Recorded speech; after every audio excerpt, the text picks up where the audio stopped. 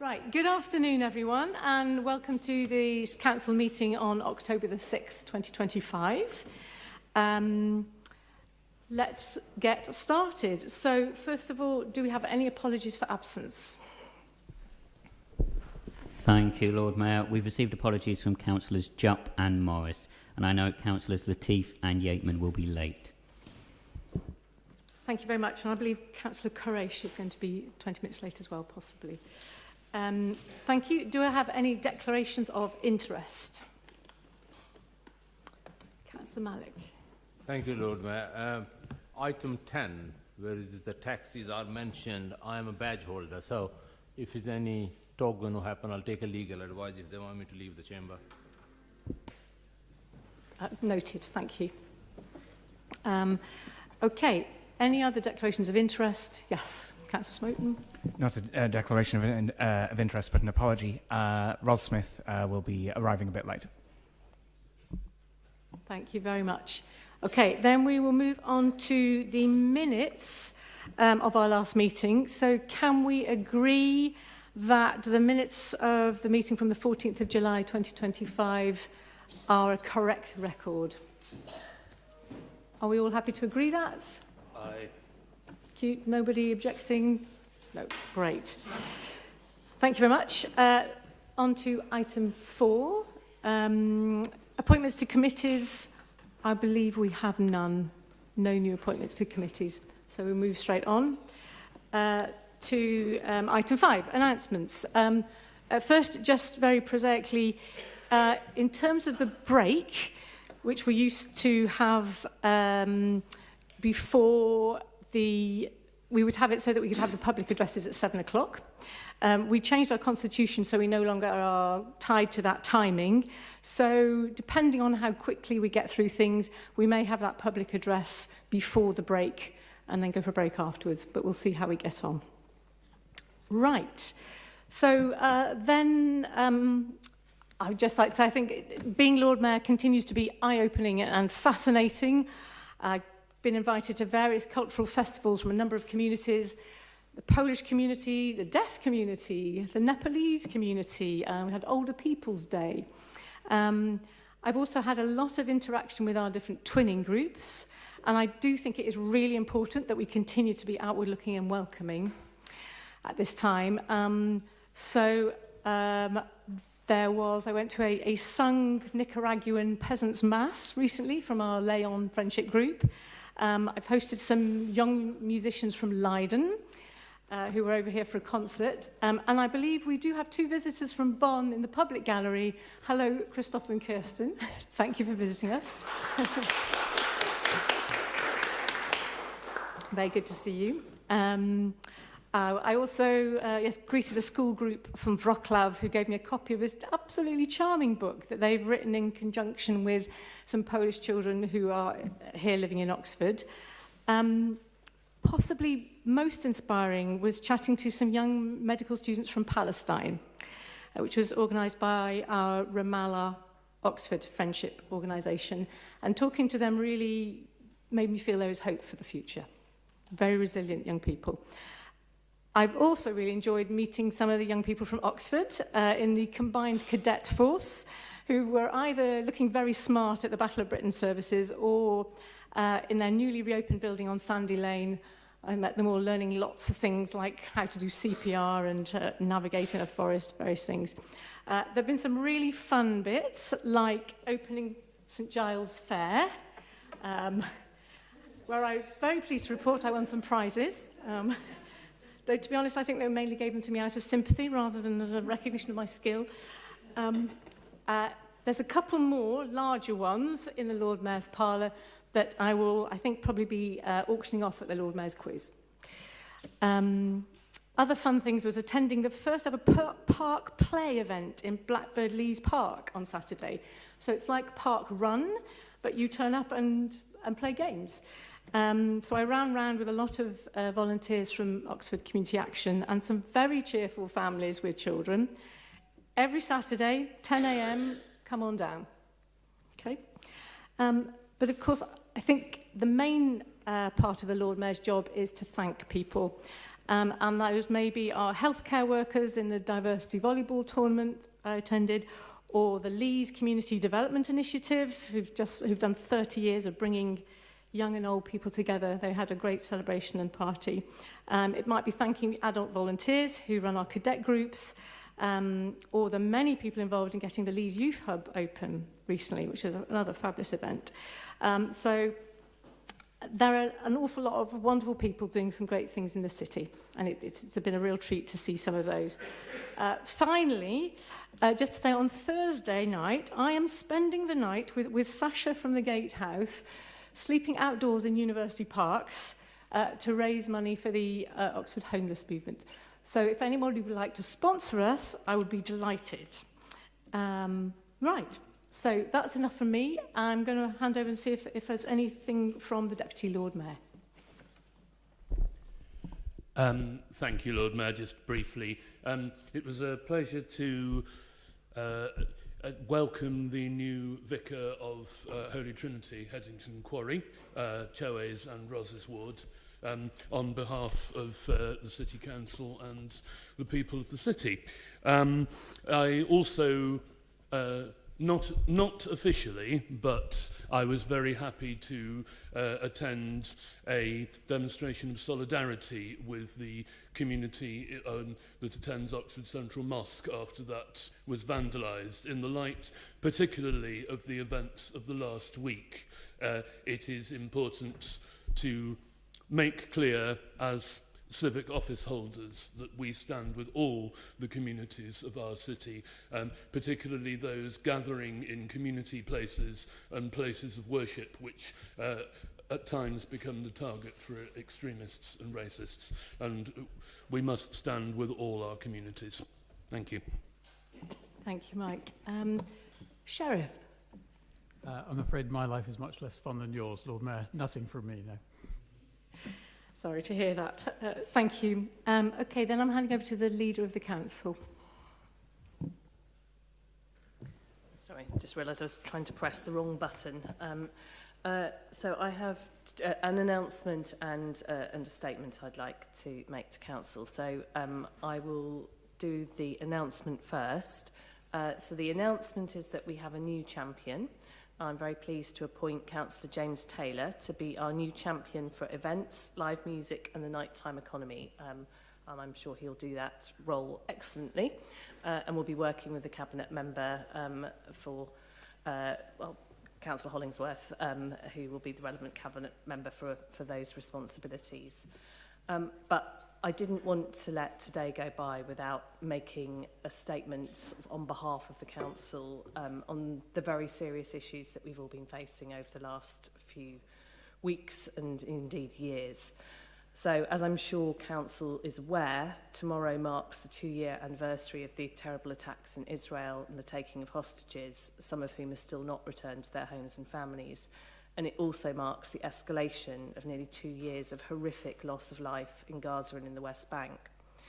On Thursday last week, we saw the horrible attacks on the Jewish community in Manchester on Yom Kippur, the holiest day of the Jewish calendar. And yesterday there was an arson attack on a mosque in Peacehaven, which thankfully did not result in any loss of life. Last night, I had the privilege of being at Oxford Synagogue, where people of all faiths and none joined the Jewish community as we all mourned the attacks 2 years ago, but also the terrible destruction and loss of life in Gaza, and hoped and prayed for peace. We're fortunate in Oxford to have several decades of different faith communities working together to find the many things that bind us together. But at a time when anti-Semitism, Islamophobia and racism are all on the rise, we must all double down in our efforts to listen to each other and to encourage our communities to come together. Thank you, Lord Mayor. Thank you very much, Councillor Brown. Then just checking, do the Chief Executive have anything to add? No. Chief Finance Officer? Nothing. Monitoring Officer? Nothing to add. Excellent, thank you. In that case, then I'd like to invite our City Rector to say a few words. Thank you so much, Lord Mayor. Good evening, everybody. Lovely to be here. My apologies, I've got to go quite quickly. I, as many of you are, am a governor of a school, and the inspectors phoned today, and things must be done tonight. So thank you for your patience with that, but it's lovely to be with you for a few minutes. If I can go off script very briefly, it was the Deputy Lord Mayor who welcomed me when I became a vicar in Oxford 6.5 years ago, and following your words, and also Councillor Brown's words, the faith communities, all the faith communities, really appreciate the City Council's interest in what goes on and your presence. Thank you hugely for that. Following on, if I may, from Councillor Brown's very wise words, just conscious that today is the anniversary of the martyrdom of William Tyndale, who studied in this city in 1536, and a reminder that atrocities happened then as now. A few years ago, after one atrocity, a school teacher wrote these words, and I often come back to these, so I just wonder if I may read them tonight. It's very short. There comes a time when we must stand for kindness, not fear, for trust, not resentment, for justice, not cruelty, for reconciliation, not revenge.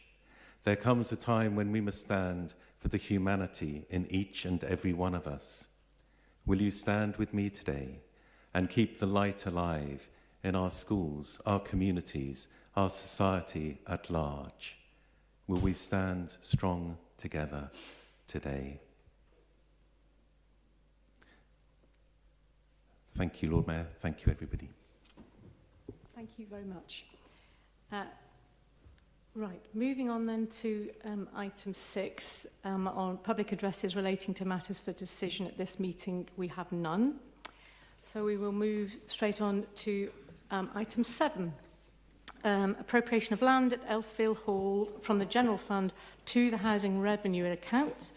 And I believe Councillor Linda Smith is going to introduce this. Thank you. Last month's Cabinet agreed to give project approval and delegations and budgets for 4 new housing development schemes, which altogether we hope will provide approximately 100 extra affordable homes for the city. They were sites at Elsfield Hall, at Cave Street, a disused garage site in Barton, Underhill Circus, and Knights Court, an office block on Between Towns Road. 2 of those sites require further approvals from Council this evening. So it's the Elsfield Hall site, which we've got on the agenda first here, item 7, and also the next item, the Cave Street site, which require the Council to agree appropriation of the sites from the General Fund to the Housing Revenue Account. So it's just a sort of technical move of how the Council owns those sites that we need to do in order to bring them forward for housing development. On the Elsfield Hall site, we hope that will provide at least 30 new affordable homes. I personally hope it will be many more than that, but that does require on our colleagues who make up the local planning authority here at the council. So the plan is for it to be 100% affordable, a mix of social rent and shared ownership. And you can look just next door to the site to see what we hope to achieve and what the potential is. It's just next door to Cannon's Court, which I had the pleasure of, Councillor Hollingsworth and I had the pleasure of cutting the ribbon on that a couple of years ago now. And there's now people living very happily in there in shared ownership homes and homes they rent from the council, enjoying the security that those homes bring. So I move this report. Thank you very much. Do I have a seconder? Would you like to second it? Thanks, Lord Mayor. Just very briefly, my name's on this and on the subsequent report as well because of the property angle. Really happy to do this. I think this is excellent as a potential use of these sites. In both of them, we have explored other more commercial units. I know many around this chamber sort of think we actually need to challenge ourselves as well about making sure we do find the sites for housing, and of course that's right, but also for the council as the landowner here, the commercial uses don't really fly, so this is a really good use for these sites and will provide the much needed affordable housing that Linda's talked about, so I'm very glad to second these. Thank you very much, Councillor Turner. So now I'm going to ask if anybody would like to comment on these, and please let me know if it's going to be something commercially confidential and if we would need to go into confidential session. Councillor Fairweather. Thank you, Lord Mayor. I don't think we'll need to go into confidential session for my point.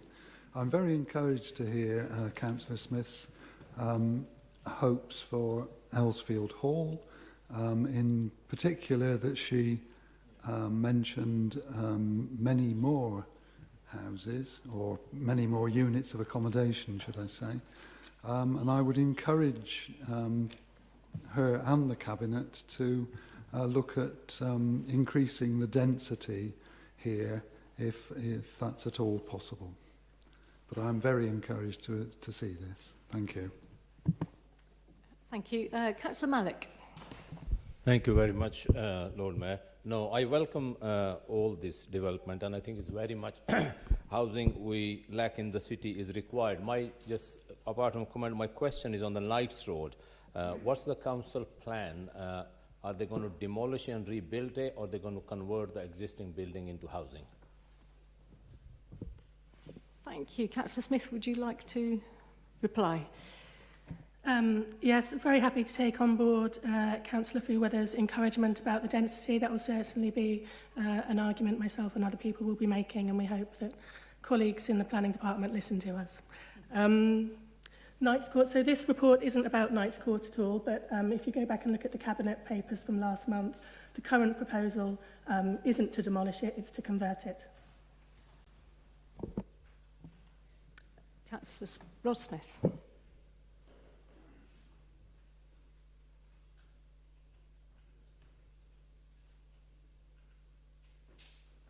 Sorry, I do apologise, and I do apologise for being late this evening. It couldn't be helped. And I'm sorry to come in at the last minute on this one. Can I just be clear? Is this the building in Cave Street that was going to be, or had been used partly before as small business units and start-ups? Or have I got the wrong location? I'd be happy to be corrected. Yes, we haven't got on to Cave Street, yes, but I did mention it in passing. But yes, I did mention it. Yes, it's what was previously Standingford House down the bottom of Cave Street, a site owned by the council. Lord Mayor, would you indulge me to speak again? Sorry, now I've got that clear. Would you like me to speak later when you're discussing Cave Street, or now? Let's leave it, because we're going to do the Elsfield Hall first, and then come back to Cave Street. Yeah. Thank you. Thank you. Thanks. Any other comments on the Elsfield Hall site? No? Great. Then in that case, I would like to put this to the vote. So can I see all those in favour of this appropriation? Thank you. Anybody against? Any abstentions? No. Okay. Right. I think that is carried. Good. Thank you. So then, moving on to item 8, which is the appropriation of land at Cave Street from the General Fund to the Housing Revenue Account. You've already spoken about it. Anything else to add specific to Cave Street, Councillor Smith? Just to say that we hope this site will create at least 19 new affordable homes. We think it's a good site to prioritise for one-bedroom units, which is what we're desperately in need of as a council at the moment. If we agree this tonight, we really hope that we might be able to really get cracking on it and hopefully even complete the development by the end of next year. Thank you. Right, inviting comments. I know we have one coming. Thank you. hope I really have got the right building and the right thing. We had some discussions in previous council meetings about the use of this particular building for start-up and things, and I think there was some consideration given to increasing the rents and things, possibly. I'm not sure if I am talking about the same building. Please interrupt me if I'm not. I think we'll go to, and I'm sorry, I missed asking Councillor Turner if you'd like to second this at the start as well. So if you'd like to do that now. Thanks, Lord Mayor. Yeah, I'd like to second it, and maybe I can say a couple of words about the previous plans here. So the building's gone, I'm afraid. It's all gone, it's all demolished. And we're left with the site. We had, as I mentioned in seconding the previous report, looked at and in fact worked up what was a really good scheme for some startup units. But I think that the scheme didn't stack up financially, and in particular in the world where costs in building had risen substantially, we could just about previously, on a good day with some subsidy from outside the council, by the grit of our teeth, have made the scheme stack up. And then the costs went up and it just didn't work anymore. And so, unfortunately, we couldn't pursue that option. And instead, we're going with something which is a close second best, or maybe even best, actually, which is the affordable housing scheme. I hope that clears it up. If I could just finish it, I'm absolutely delighted. Because this is something that we suggested instead, actually, for that building, whether that could, in fact, actually be housing or homes, you know, whether it's 1 bedroom, 2 bedroom, or anything, but actually homes right in the city centre, right where we have jobs, right at the bottom of Headington Hill, where we have Headington at the top with 5 or 6 hospitals crying out for staff living locally. So I am absolutely delighted and will be supporting. Thank you. Excellent. Thank you. Good. In that case, unless there are any other comments, can I put this to the vote? Who is in favour of this appropriation of land at Cave Street? Thank you very much. I believe that is unanimous. Anyone against? Abstaining? No. Great. Okay. Thank you. Then that is carried.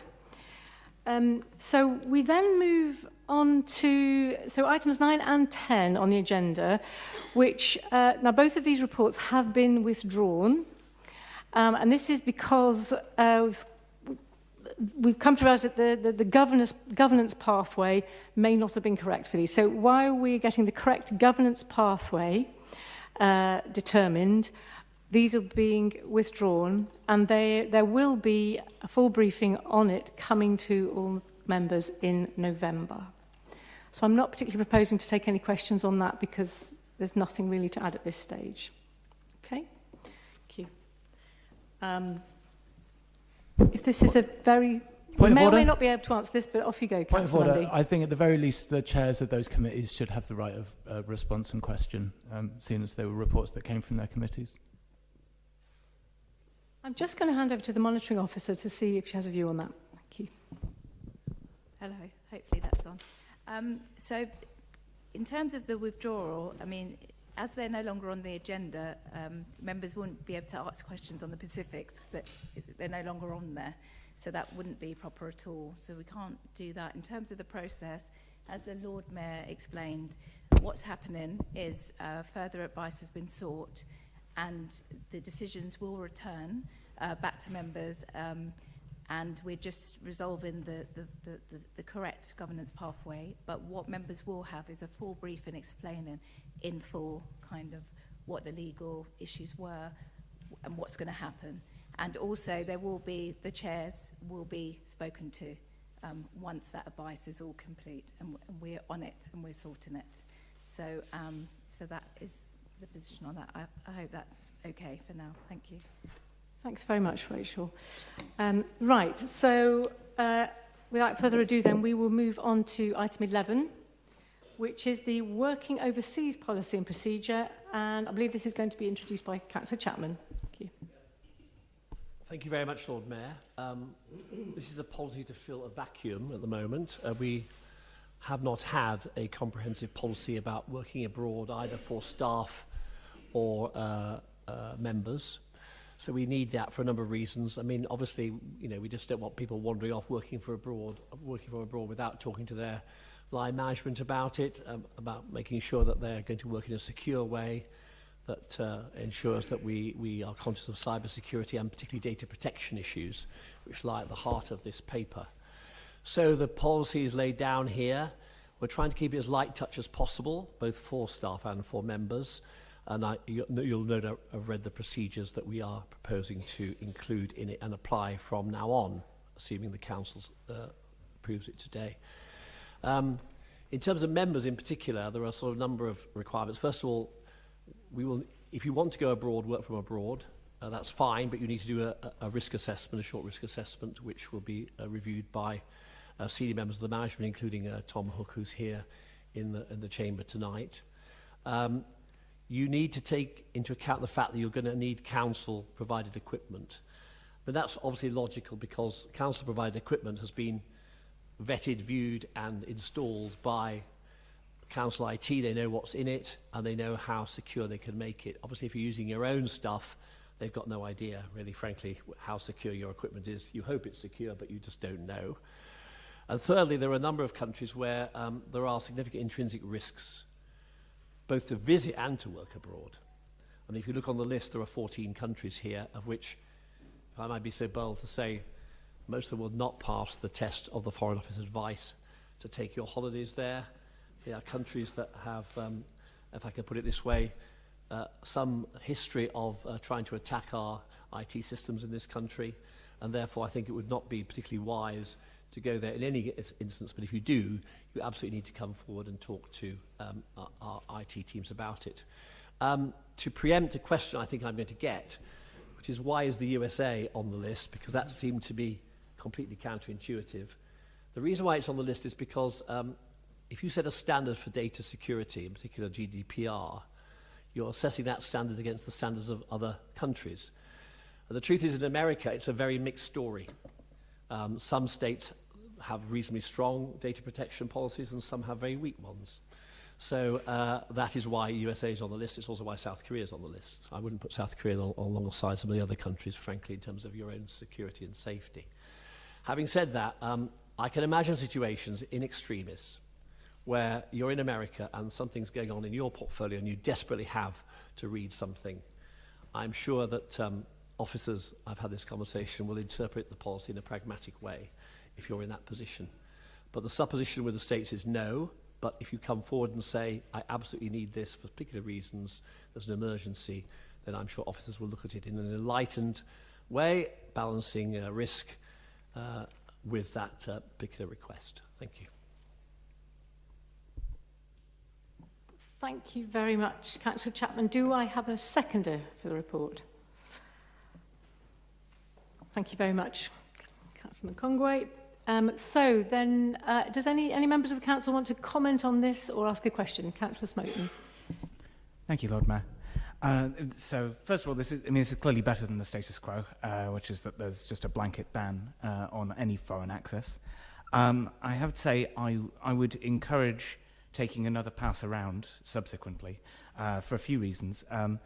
Firstly, that my personal experience sort of working in the relevant field with policies which are sort of quite high friction, especially where the typical use case is somebody wanting to do something quite simple, probably to reply to an email or something of that sort, rather than to work abroad long term or something like that, is that it does lead to quite a lot of benign circumvention. It's very easy to make your traffic appear to come from the UK, by tethering a UK mobile, by using any number of VPN services, and that seems quite likely to happen in practice. I'm not saying any particular individual would, of course, but only that that's the kind of thing that happens. Secondly, that it's quite a thin defence, that the principle here is sort of blocking traffic that comes from abroad, but again, because it's so easy to VPN into a UK site, that does mean that any malicious actor who is even vaguely competent is going to be able to make themselves appear to come from the UK. So it isn't really clear what we're getting out of this in terms of benefit. There's a certain amount of, maybe more of the appearance of security than actual security. I can quite appreciate, because there's been an attack which has come from an actor abroad, but I'd be really surprised if that actor didn't know how to just disguise their traffic. And then lastly, yeah, as you say, the list of countries, You say that officers will be pragmatic about it. What it says in the policy right now is that the US is an absolute no ifs, no buts, no, no, no. So it does appear as if we're saying that the US is strictly more of a data risk than the entirety of the rest of Central and South America, which does seem inconsistent. So I would urge us to take a look at that so that we can take sensible measures to work from countries like those, for example, by using an encrypted device or an encrypted connection. Thank you very much. I wonder if the Deputy Chief Executive would like to comment.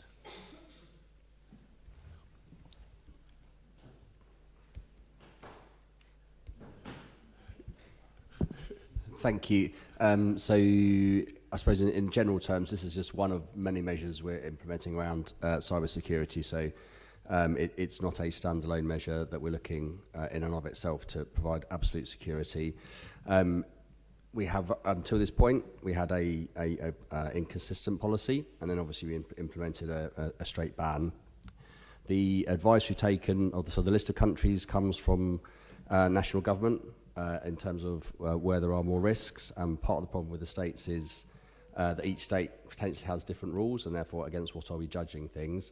I'm happy to commit in terms of if there are people looking to go to the States, we can take a pragmatic view as to why they need to go. And we have a risk assessment built in, attached to the policy, what will allow us to do that. Happy to review as we go and learn from what we're doing. I won't comment on some of the other weaknesses that Councillor Smoton's potentially highlighted in terms of how to circumvent this. Thank you, Tom. Councillor Turner. Thanks. Since the Deputy Chief Executive's offered to do a bit of Q&A, I'll put my 2 bits in. I mean, one thing that caught my eye was that the member will accept liability for any costs incurred to the Information Commissioner should a data breach occur. It'd be interesting to know the order of magnitude of those costs. The potential order of magnitude, members will want to be concerned about that. I mean, pragmatically, a number of us, particularly with complicated lives, will have different devices for different bits of our lives. At one point, I think I could have had 4 different laptops to carry around, which is not, I like to travel light. 4 laptops isn't helpful. I mean, realistically, I think committee services will need to think about relatively portable loan devices, otherwise this isn't going to work. And I think the other bit, which is a tricky one, is around contactability of members, and we're going to need to think about this, because we, for sensitive stuff, encourage people to use our council emails. That's right and proper. But of course, we don't want to encourage people to email into a void for several, if a member's on holiday for a while. A number of us are quite cautious about out-of-office replies because it advertises that we're not at home to anyone that's in touch. And sometimes people historically have been a bit sensitive about that, about describing our movements. Sometimes people want to be in touch with a particular member and simply saying, contact my ward colleague on an out-of-office or contact somebody else isn't particularly brilliant. So I suppose what people will do is what they might do on a political leaflet election time and give a personal email, but that does then mean that while the member's abroad, they'll be encouraging people to send potentially sensitive stuff to their personal email, which is worse. So when officers are thinking about the further iterations of this policy, I'm sure they'll give consideration to these practical considerations as well, because what you don't want is someone having a really difficult time and then not able to get in touch with their local councillor. The question in there, I think, Tom, particularly was around the scale of the liabilities. Go ahead. So the scale of the liabilities in terms of the ICO, I'm not in a position to provide an answer on that, I'm afraid, from a data protection point of view. I think in the light of this conversation, there are clearly some issues that are not spelt out as adequately as they should be. I think it's been a good discussion to help improve the policy going forward. So what I suggest we do is we take it away and we look at the issues raised in the chamber tonight, and we also look at particularly the wording around the USA, which has caused concern. And then we bring it back for further discussion and hopefully approval. Thank you. I've just seen another contribution, Councillor Jafari Mabini. Yeah, thanks, Lord Mayor. On the issue of now that we have the members form, I do think that we've kind of talked about obviously centralising the members' inquiries a lot, and obviously the members form has helped to do that. So I do wonder whether in those kind of situations where we've been following up casework, which is what a lot of us do on email, whether when we are away and we're saying we're away from our email, the officers could directly contact outcomes to residents, because otherwise there'll be a delay.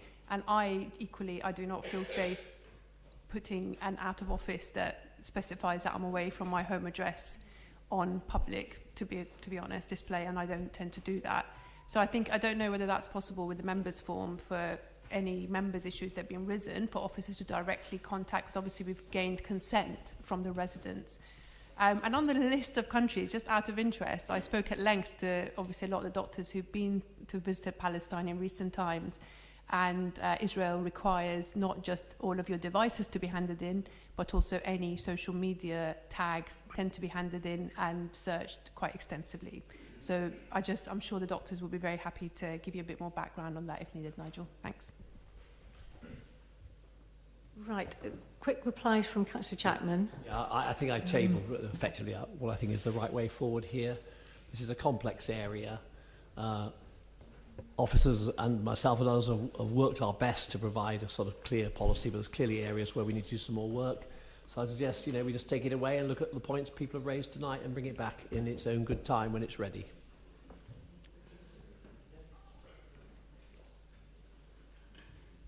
Okay, thank you. So, I think we've heard that there may be some things that need to be changed within it, but we can vote to adopt it tonight because part of the policy says that it will be continuously reviewed. So we could at least, I think officers are quite keen that we get the ball rolling on this to protect the council systems. So we could do it on the understanding that it will be, all these things we've discussed today will be taken into account. How does that lie with you, Councillor Chapman? Well, I would be happy with that, but in the end, it's a decision of the council. It's in front of the council tonight. It's not just in front of me. So therefore, I suggest you put that proposal to the vote. Okay, I will do that just after Councillor Raymond last comment. Thank you, Lord Mayor. Because there's a blanket ban at the moment, I don't think the council is exposed to any danger because we always ask before we can do anything at the moment. So at the moment, there's a blanket ban.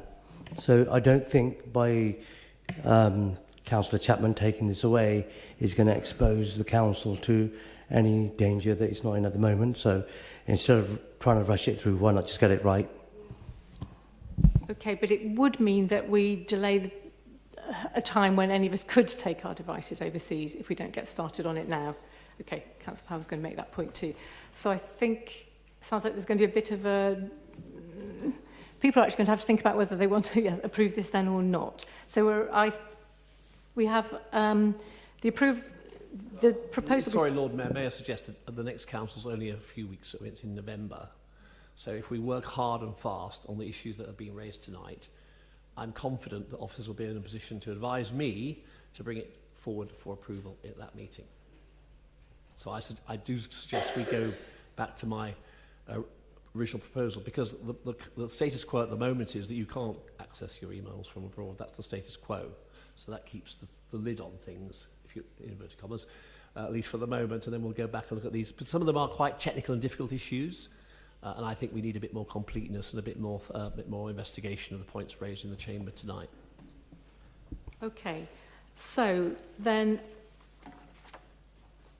we will vote on the initial proposal, but if you're thinking that you don't want it to be brought in now and would like to see it on, Councillor Chapman's assuring us that it would come back to the next council meeting in a modified form, then you should vote against approving the implementation of the working overseas policy and procedure today. But if you're happy for it to go now so that we can start using the devices abroad, then vote to approve it. Okay? Happy with that? Yes. So the people who already proposed and second, are they standing for this vote? Yes, no, I suppose I still I've proposing. made clear my view that I think we should take it away and look at it again. So I don't really want, to be honest, the council approving something in principle which is going to have to come back for review and further discussion does not seem to be a wise way forward. So I suggest, in effect, what I'm saying to you is I'm withdrawing it from you, and therefore I don't really want to have a vote on it, Lord Mayor, if you don't mind, because we'll be voting on something which is not on the table. Okay, in that case, if you're withdrawing your proposal, I'll just check with the monitoring officer whether you can simply withdraw it.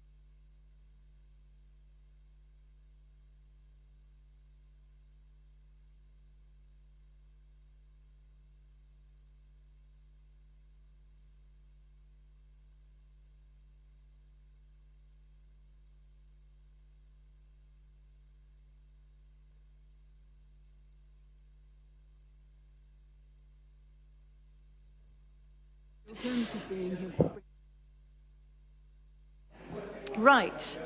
Okay, everybody. Because it has been formally proposed and seconded, we are going to have to vote on it. So probably what would be to vote against it. If that happens, we'll see if that happens, then we will be asked to ask you to bring a alternative recommendation, which presumably will be that you would like to withdraw it and bring a fresh version to the next council. And we can vote for that. Okay? So my point of order is still stand. The person who proposed and second, are they standing still with their proposals? If they're withdrawing, how can you put into vote? You find somebody who can propose and second. They can't withdraw it, is the status. So it's not being withdrawn, but we are going to vote on it now. Okay? So can I see all those in favour of adopting this policy now? Right. Okay. Can I see all of those against adopting this policy now? Okay. All right. Excellent. Super. Good. Any abstentions? Oh, thank you, Chris. Okay. Excellent. Principled stand there. So that item falls. So I'm then going to ask Councillor Chapman if he has an alternative recommendation. Yes, I need to formally articulate it again, okay.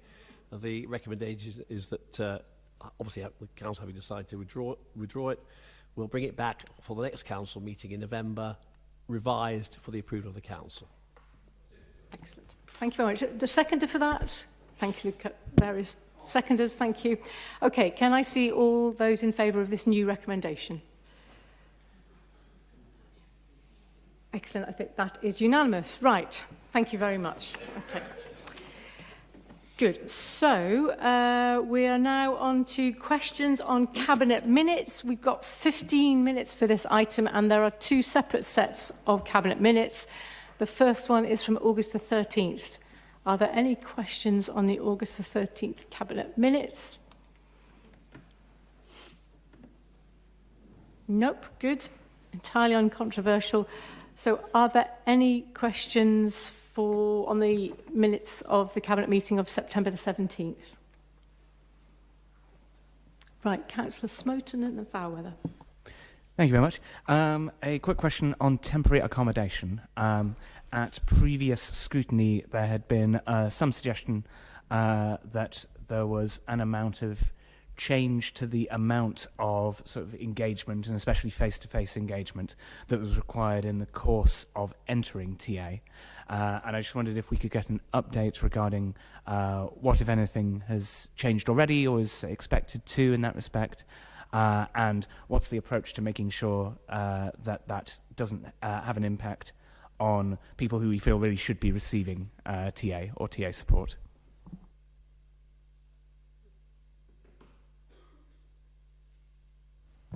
Yeah, I look forward to updating Council in due course about plans to expand the number of units of temporary accommodation that the Council has access to, and that will include units with far more support than we have in place at the moment, because as you said, that is an identified need.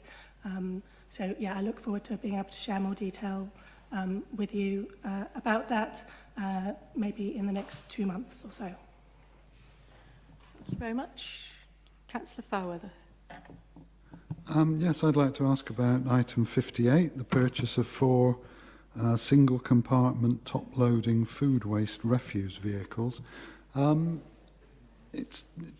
I find this very curious. We have a situation where effectively the council is acting as a vehicle leasing company to ODS. I'd like to know why ODS are not leasing vehicles from a commercial bank or something like that, rather than from the council. This is using up over £1 million worth of capital investment, which I'm sure could be used in much more beneficial ways than subsidising ODS. Anybody like to answer that? Councillor Chapman? Well, I mean, these are the rules that we've laid down by which ODS can acquire expensive kit and vehicles. And the way it works, now Councillor Turner may want to come in too, is that the council purchases them. They are then leased back to ODS. ODS pays the cost of that, and it also pays an additional amount of money to cover the fact that the councils had to borrow money in order to purchase what are often quite expensive pieces of kit and expensive vehicles. And that's the way we work it.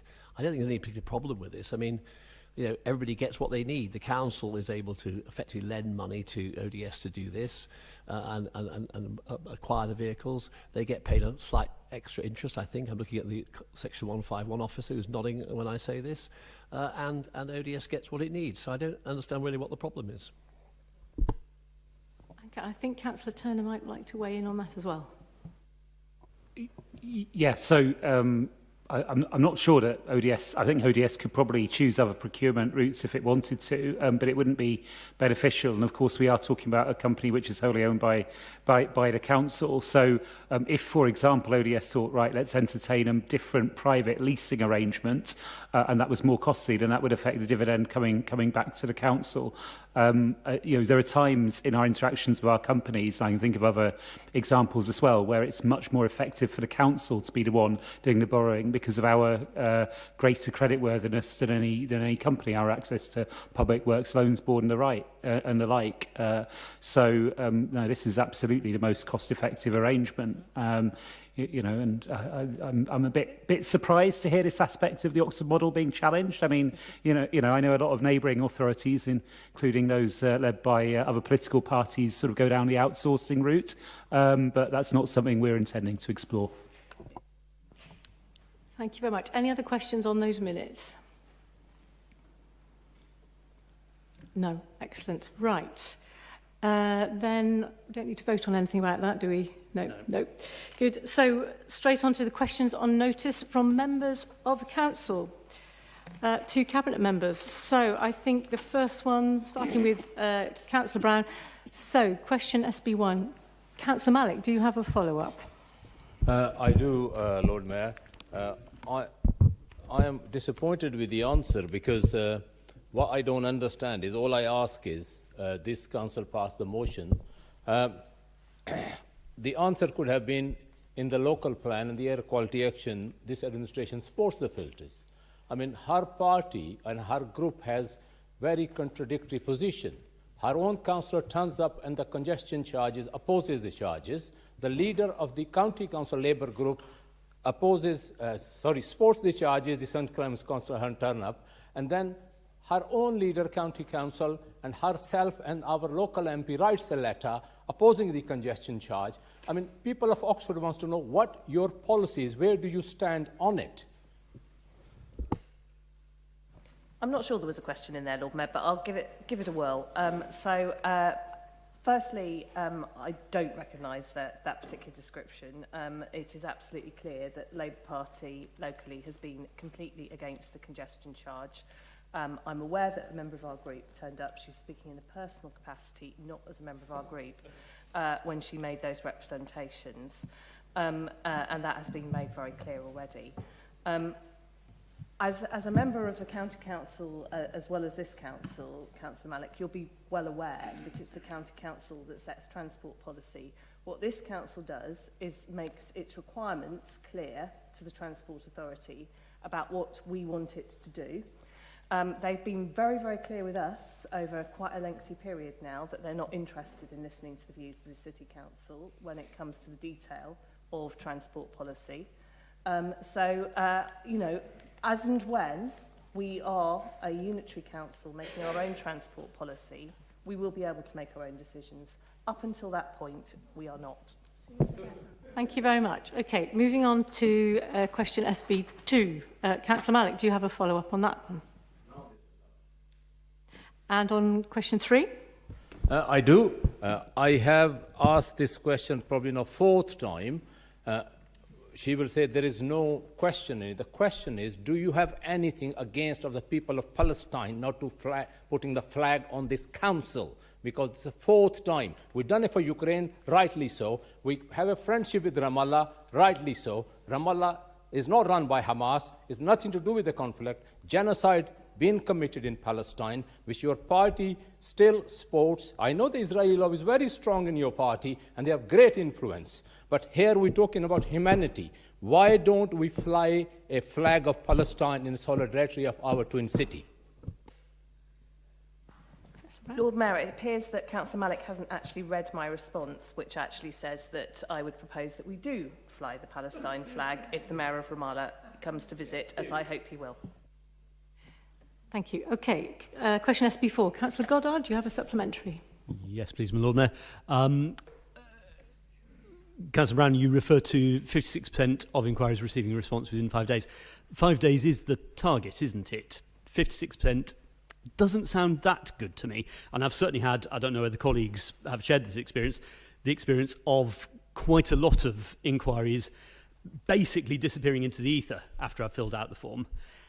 Could we do something about it? I've also had the experience of officers, probably quite rightly, whom I've contacted directly without using the form, saying, please go away and use the form. It's suboptimal. I would agree. And I am very well aware that there is a review going on into the members' inquiry system. I think the one thing I would say is that this is data that we've never had before. Because before that system was introduced, we had no way of actually monitoring how well members' inquiries were actually being responded to, because there just simply wasn't a sort of way of doing that. So whilst I agree that there's still quite a long way to go before it's going to in any shape or form meet my requirements and I think the requirements of most members, I think it is a start. And I'm personally looking forward to seeing the results of that review in a bit more detail. But I think there is still quite a lot of work to do. So, yeah, I agree. Thank you. SB5, Councillor Powell, have you got a follow-up? No, and no as well on 6 and 7. Thank you very much, Lord Mayor. All good from me. Thank you for speeding that up. Excellent. Okay, so we then turn to Councillor Turner. First question for you, ET1. Councillor Miles, do you have a follow-up? Thank you. So you note that business rate avoidance through Phoenix shops is not as prevalent in Oxford as in other geographies, say like London. But how prevalent is the issue? Do you have any data on that? And have you got a process in place to identify specific retail units where this is a frequently occurring problem? Thank you.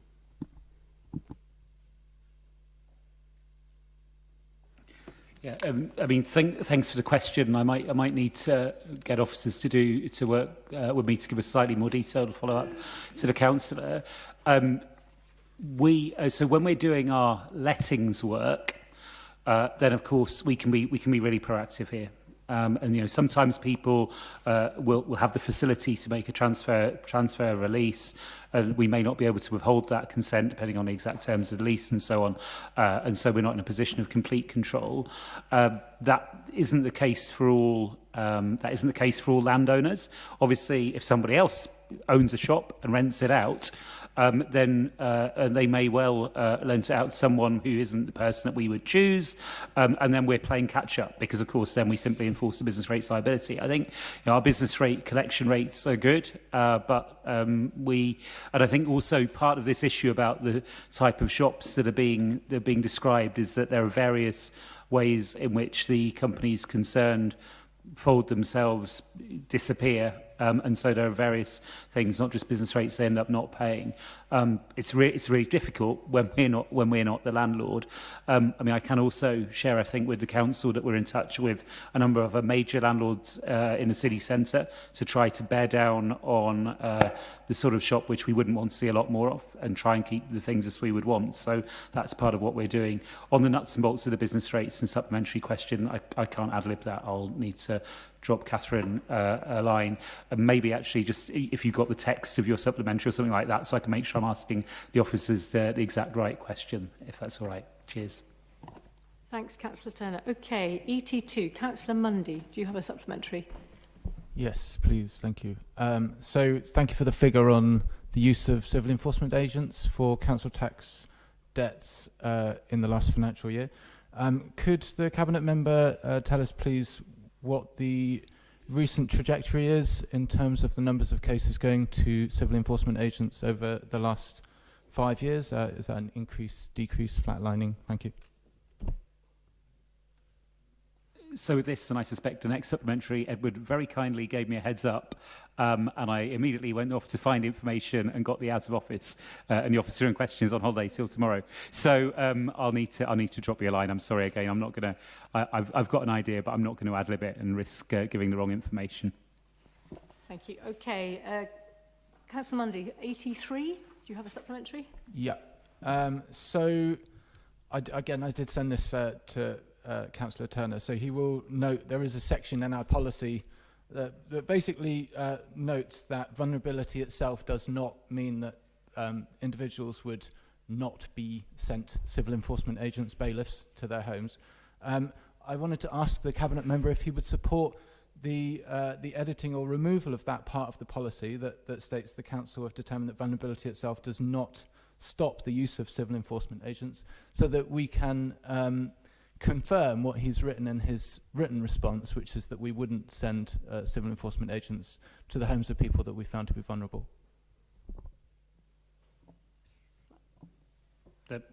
So what I said in the answer does stand, and I understand where Edward's where Edward's going with this, and it's a fair comment. So yeah, we can look at that more broadly. As I said to Edward, I'm happy to pick this up and have a conversation with Income's team as well. I've done that in the past with other interested members.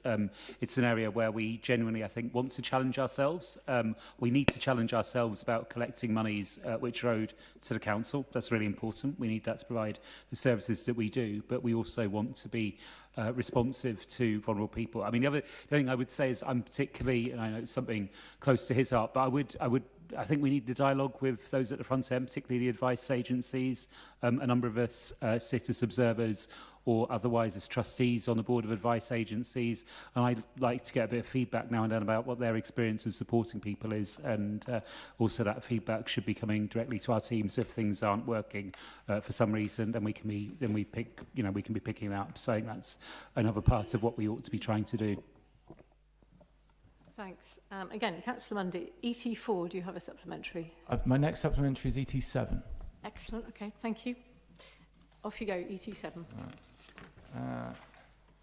So, given that there's been no impact assessment in the last 5 years, so let's say since COVID, in terms of the impact of our policy on the use of civil enforcement agents, would the Cabinet member support an impact assessment of our CEA use and the policy on council tax debt collection, notwithstanding the current commitment on vulnerable people, to ensure that we understand the full impact of our current policy? Thank you. So, I think my answer is I think we ought to do the impact assessment when we do the policy. I'm not sure quite how it would work to do an impact assessment of a practice, if you see what I mean, but this is a policy that we review, and we ought to do an impact assessment then. And if we need to review the policy, and as I say, I'm very happy to have conversations with anyone about the policy, then we should do an impact assessment as part of that process, rather than do a standalone bespoke process now. But to cut to the chase, and without, as I say, to sort of re-cut to the chase of what I think the council is getting at, we need to be responsible in our use of enforcement agents. We shouldn't be pursuing people who are vulnerable in an inappropriate way, and the council's read that we're dealing with those cases in-house. We need to use enforcement agents because, unfortunately, sometimes otherwise the council won't be paid monies that are owing. And we need to be really adept at signposting people to where they can get help, because enforcement agents visiting or otherwise contacting people is not going to be often the most helpful way for people to resolve their money situation. Instead, we ought to be helping people to go to advice agencies. So if I get information from members of the public or from advice agencies saying things aren't working, then my response will be, let's talk about it, let's have another look at the policy, let's see what we can do to get things right. And you know, that's a commitment I make really to any member in this chamber. If you've got evidence that things aren't working, please come forward and we'll talk about it, and we'll look at it with the officers. Of course, we owe it to council taxpayers to collect in the money, but we don't want to be doing that in a way which is overly harsh or counterproductive. And I suppose I'd like any conversations we have to be informed by evidence and practice, rather than, if you like, based around the theory of it. Thank you. Okay. ET8, Councillor Muddiman, do you have a supplementary? Yes, please, Lord Mayor. Thank you. Just a quick one. I think it's inferred in your response, but just to check, can you confirm that you have no concerns about Balfour Beatty's reputation and record? I think that's an inference too far. My concern, what I do, right, is I come to council and I propose policies like our procurement policy, and you know, people can challenge those and people can feed into them. I don't remember any proposed amendments to our procurement policy. I remember a really good discussion with scrutiny, and then I want to see that policy implemented. And then when if we go to another iteration of our procurement policies, and people say actually that policy's not adequate and it doesn't cover enough things, then the council as a whole ought to be changing the policy. If we don't follow our policies with these sort of things, if we say, well, this particular company might have done things that aren't covered by the policy, but we don't feel it's right to be giving them business, then of course, we make ourselves vulnerable to a legal challenge. We could end up paying money to that company by way of compensation. So I'm well aware that I've got, at the time of the budget, a couple of issues to pick up that were raised in a council motion about procurement, and we'll be doing that. We've given that undertaking to councillors. If there are other concerns, other suggestions people want to make in this area, then please go ahead and make them. But I think the point we're trying to make here is we have a policy. I think it's a very good policy. We implement the policy. We didn't exclude this company. That I'm not going to say that I've got no concerns about the sort of activity the question describes. Of course I do. But we as a council, if we don't follow our own policies, we can make ourselves vulnerable to paying compensation to people that are the last resort people we want to be paying money to. I hope that's clear, and very happy to pick up the conversation. Thank you. Question 89, Councillor Powell. Follow up? Yes, please, Lord Mayor. Thank you, Councillor Turner, for your response. Firstly, I completely acknowledge the point that the majority of flags we've seen in Oxford are indeed on county council property. My reason for asking the question was that in other places where flags have been removed, certain bad faith actors have sought to present that as in some way a criticism of the flag and its nature, and therefore it was my view that having a clear statement on record might be helpful in terms of avoiding that should a flag in future be affixed. And therefore, in light of that, and apologies for what might seem a slightly pedantic question, you have said that the City Council can remove it. Can we infer from that that you're merely stating the possibility of us doing so, or are you rather saying that if a complaint is raised, we will remove it? Could you just clarify what the can there is meaning? Jeepers. Okay. This is good as well. The leaders issued a statement has made comments on flags, saying the lead member ODS has made comments on flags. It's my go now. I suppose it depends a bit on the nature. Is it reported? What's the nature of the problem, and so on. I mean, clearly, if a council building becomes dysfunctional because of a flag which is there, we're obviously going to rush to take it down. And if it's not reported, well, we're not going to take it down. I mean, for what it's worth, my views on this whole matter, my views are, I love the flag, I love my country, and I hate people that seek to sow seeds of division in our communities by abusing the flag in that way. That's my personal view. Thank you. Okay.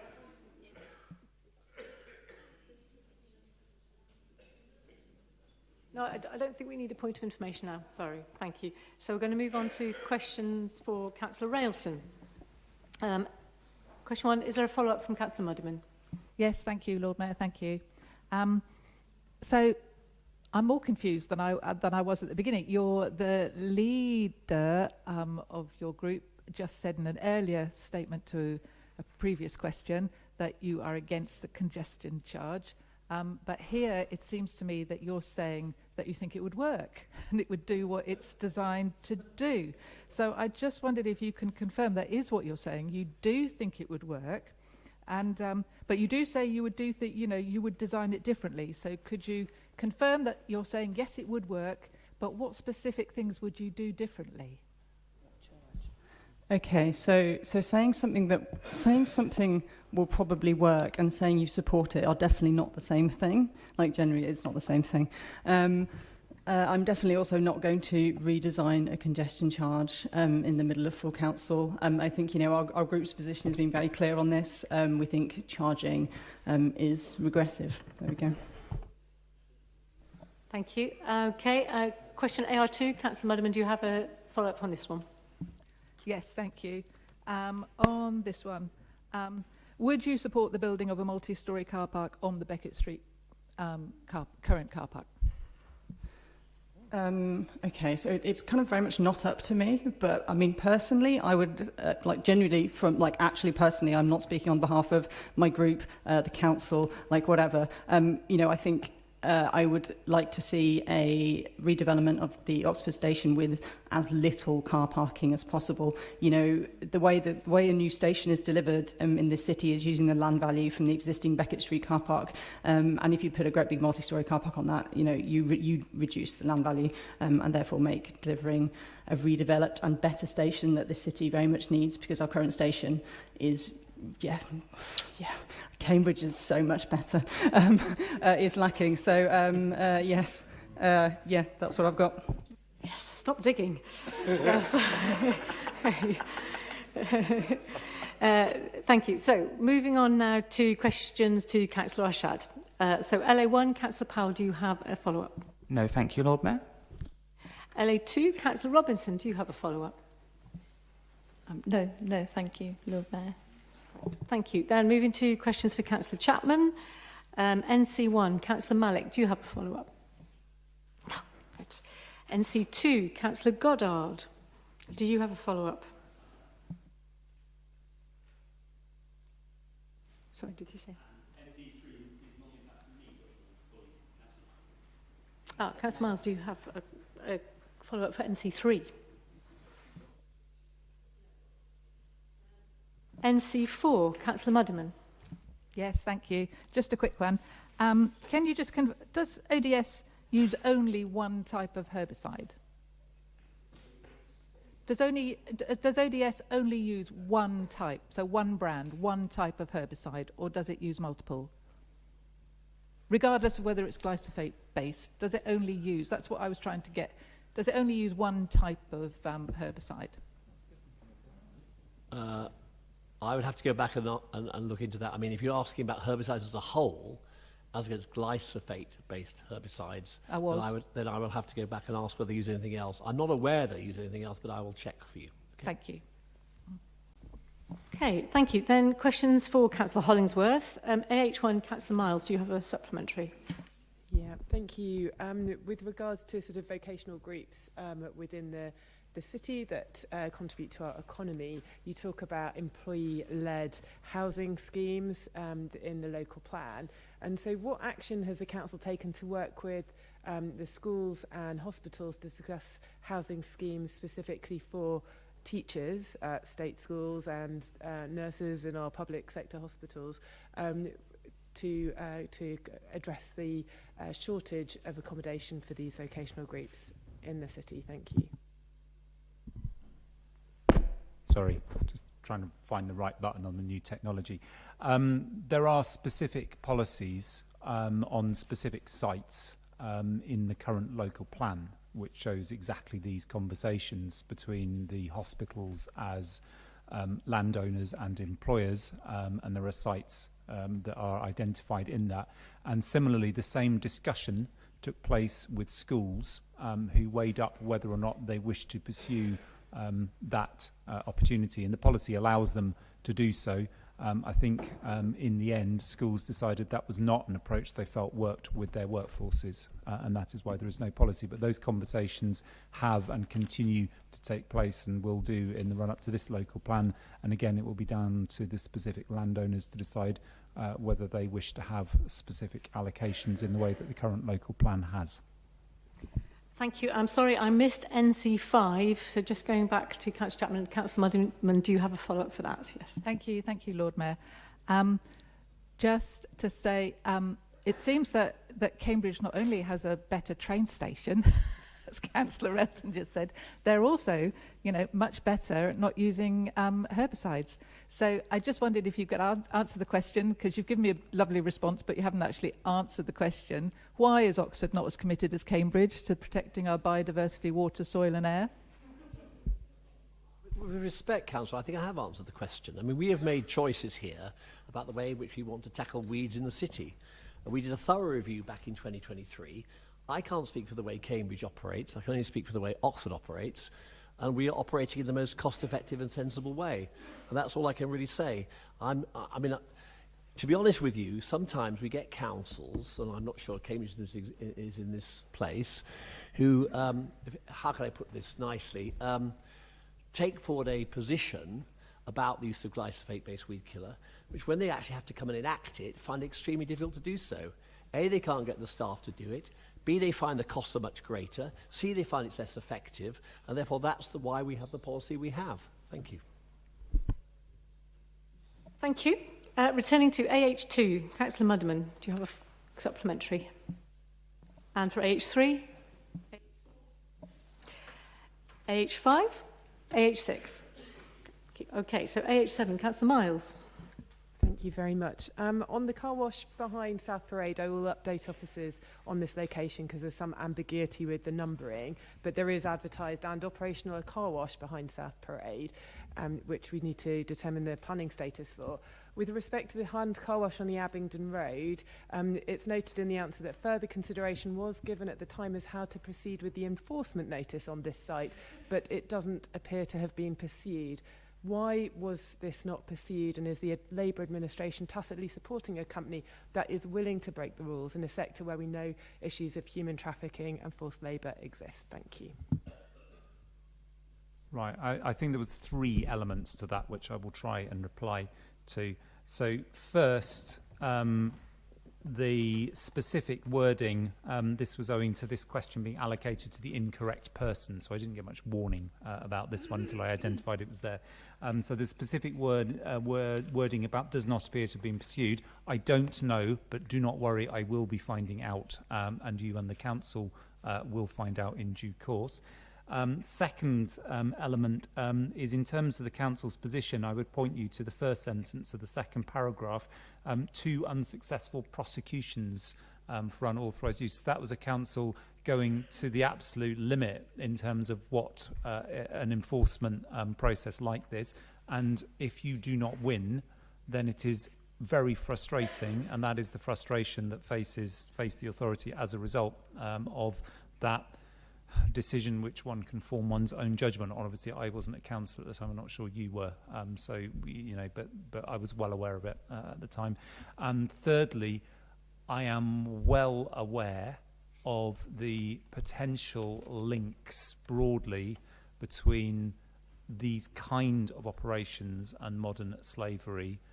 I don't have any evidence whatsoever, and I'd be interested if you did, that these operators are responsible for modern slavery, and I would be very cautious about the wording that you used in the question without that evidence.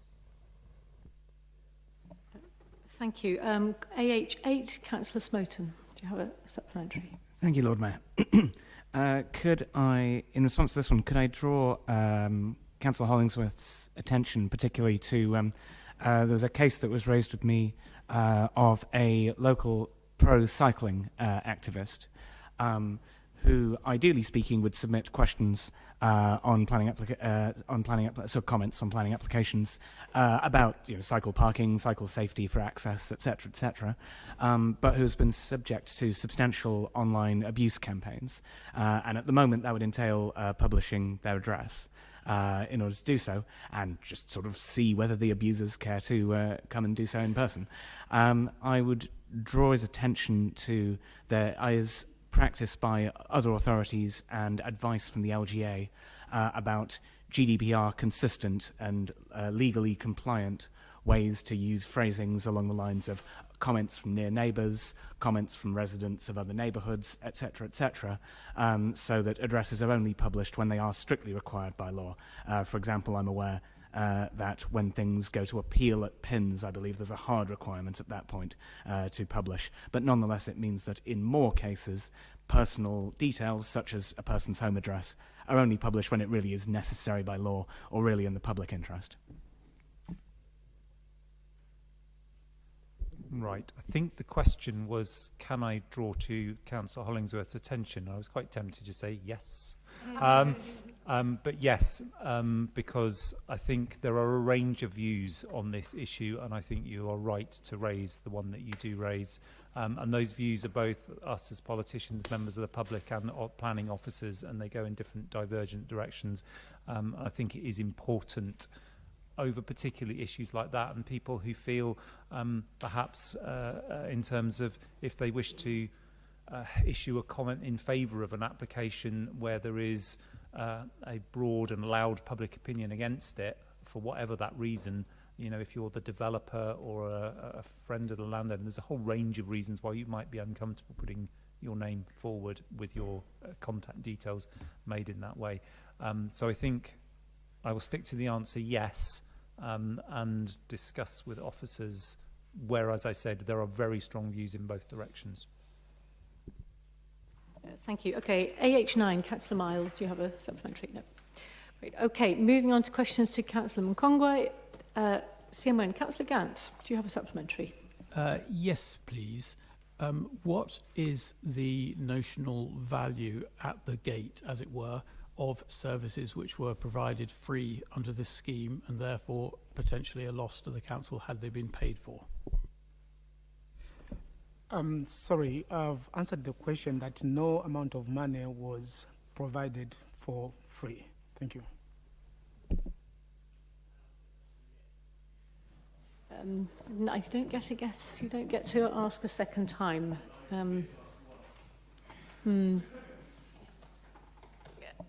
Sorry, that's the answer that you've been given. CM2, Councillor Jafari Marbini. Thank you. Yes, there is a follow-up. So actually, from my own experience at the gyms, at the pools, and from experience of those in the community who speak to me, it's not just a lack of women lifeguards, it's that it's not a priority for when the time comes for the gym to, for the men who are in the pool to be asked to leave. Men are just walking around who don't need to be in the women's only session. So it's not just about the lifeguards, it's also that the swimming pools are just not prioritizing getting the space kind of set up for what it's meant to be doing. And in fact, one of the Wellness Together programs, which the County Council sponsored and the city actually supported, the coach for that has really, really struggled to find the appropriate times for her swimming lessons because of this issue. So it's not just about an issue of the women swimming coaches, which I know is a national issue, which has been going on since before the pandemic when Louise was the cabinet member for Healthy Oxford, because we've had this conversation and this work has been going on for a long time. But it's actually, I don't know whether whether there are any ways of changing the way the staff are actually tackling this and how much they're prioritizing getting the space so that it serves the purpose that it's advertised to do. Thank you. Thank you. You thought the question you did ask is about the recruitment, but having you said that, I can follow up that with officers and come back to you. Thank you. Thank you. Okay, moving on now to questions to Councillor Smith. LS1, Councillor Roll, do you have a follow-up? No, thanks. LS2, Councillor Jafari Marbini, do you have a follow-up? Yes, please. Councillor Otina has been also involved in this discussion for quite a long time, and we have really tried every avenue to get A2 Dominion to actually do something about this situation, and it's been going on for a long time. And I would really, I would welcome some input, because it's really difficult for people to be encouraged to cycle where they can't actually keep their bike. I didn't hear a question in that. LS4, LS3 now, do you have a follow-up on that one? No, thanks. LS4? Does the cabinet member have a time frame for when the damaged fences might be fixed or relocated? Because that's been, again, long-standing. I just wondered about a timeline.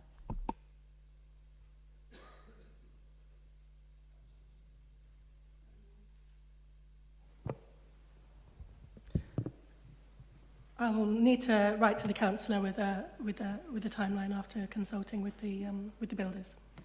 Okay, thank you for undertaking for that. LS5, is there a follow-up, Councillor Jafari Marbini? There is, sorry, follow-up question. It's not about, my question specifically wasn't about migrant voices. My question specifically was about humanising some of the asylum seekers at the hotel. There's actually quite a lot of specific things that they're doing in the local community. I think we had a meeting at the hotel that you were at, and there are lots of examples of this. I was wondering, it's not about within another strategy having some migrant voices, but specifically about humanising the people at the hotel. I wondered if you had a media strategy or a plans for a media strategy around that, specifically around the people at the hotel, not migrants. I mean, you know, 2/3 of people in Oxford have a parent who was born elsewhere. Yeah, just to reiterate what's in the written answer, I mean, as we heard, there are hotel residents that are really getting involved with a number of projects, you know, that are in receipt of community impact funding from the council. So, yeah, I'll be seeking out opportunities to feature them in some of the publicity that we're doing around that work. Thanks. Okay. LS6, Councillor Powell, do you have a follow-up? No, thank you, and neither on LS7, but thank you very much to the Cabinet Member for the responses. Thank you. LS8, Councillor Jafari Marbini, do you have a follow-up? Has it been made clear to you why the roadwork subcontractor was replaced, please? I'm not going in public session. I'm not going to go into contractual details between two parties, you know, neither of which are actually the council. But Hill, the builders who are working on the project and being managed by Peabody, Hill subcontracted the highways work to Nexus. Nexus are no longer working on that site, and Hill are looking to replace them. And I've been told they hope to have a replacement contractor in place during the middle of this month. So I really hope that, you know, they do, and that's successful, and we can get work restarted as soon as possible. Thank you. Okay, LS9, Councillor Jafari Marbini, do you have a follow-up? No, thank you. And how about for number 10? Yes, please. So is there a timetable for the governance processes of the community centre in place? Timetable for that? Thanks. We've said repeatedly, and this applies to East Oxford Community Centre when it opens later this year, as well as Blackbird Leys Leisure Centre when it opens, Community Centre. We will run it directly for 2 years. And at that point, after 2 years, once we've dealt with any snagging issues, once we've, you know, established costs and, you know, really understand how the centre is working, and are able to share useful information to interested groups about that, we feel at that point it would be worth reviewing the situation and talking to any groups that are interested in taking over the management of the centres. Right, thank you very much, Cabinet members. So at this point, we would have gone to our public address, but he is not here, unless he's just a second arrived. Nope, he's still not here. So I think we will perhaps just move on and get our two outside organisation reports, outside organisation and scrutiny committee report done before we go for a break. So, so can I call on Councillor Shad to introduce the report on the Oxford Safer Communities Partnership? Thank you very much, Lord Mayor.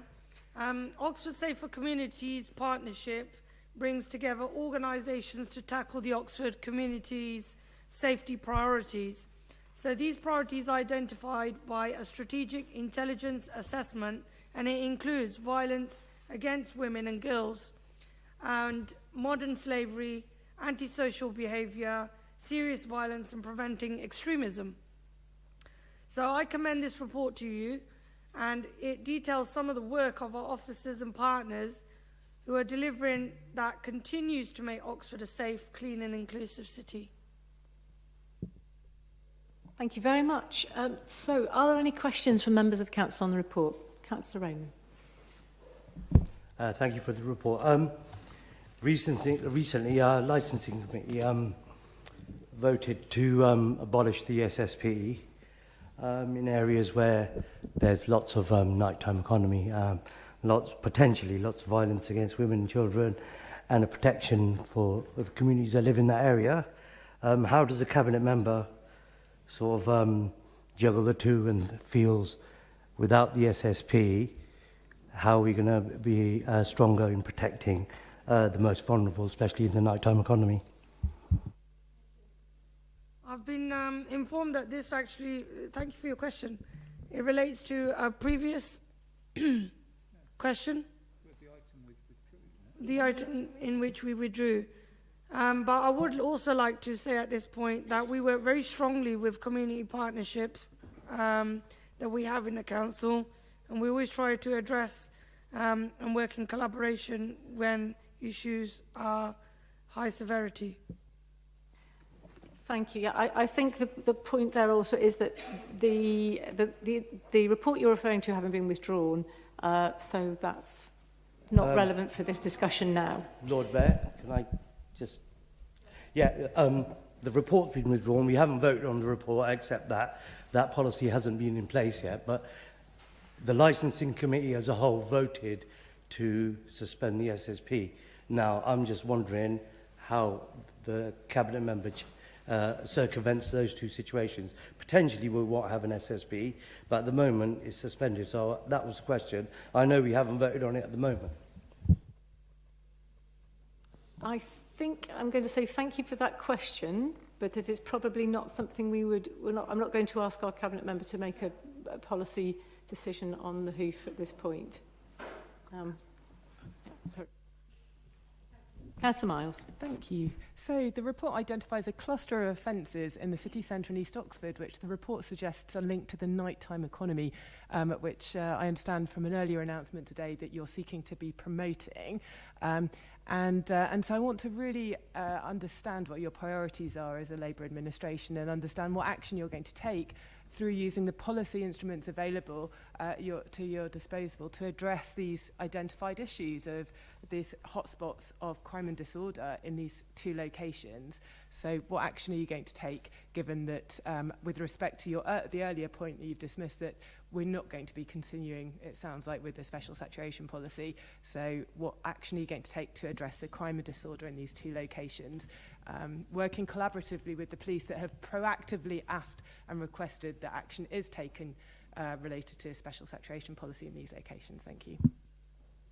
Alex, would it be possible, Councillor Alex Hollingsworth, to pick up the first part and I'll pick up the second?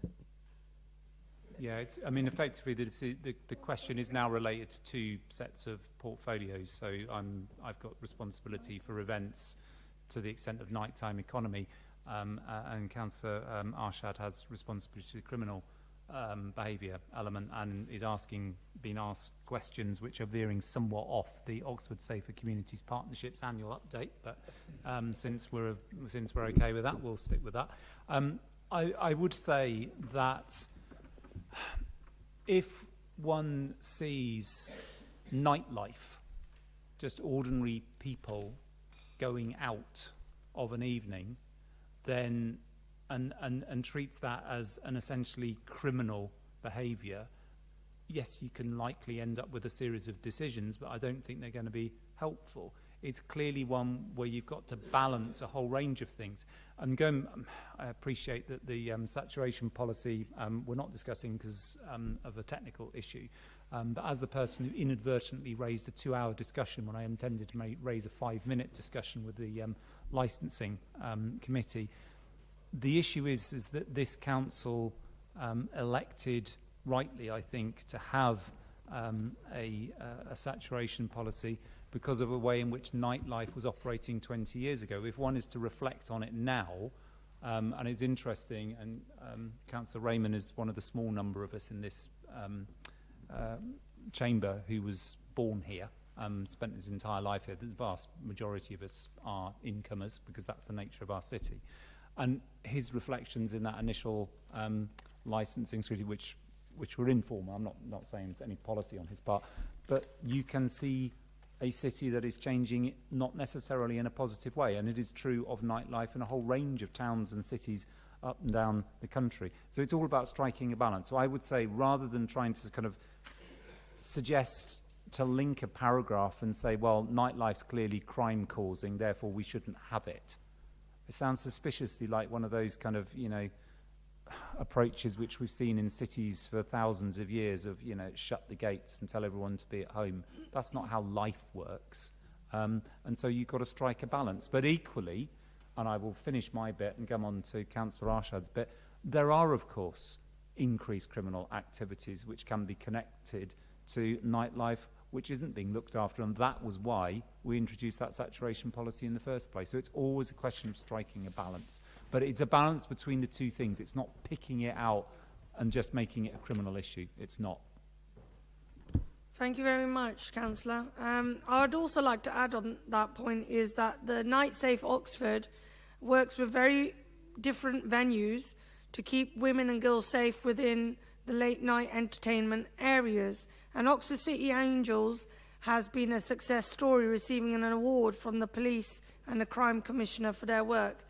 For me, at Oxford City Council, I think one of the key objectives is to continue what we're doing, and that's working in our Oxford Community Partnership, is making sure that we discuss the ongoing violent crime that happens in our city, especially for our youth, which is why, thankfully, we've appointed and putting the money where the mouth is in terms of allocating our engagement programs with our youth and making sure that people continue to use those services as they will come into fruition throughout the year.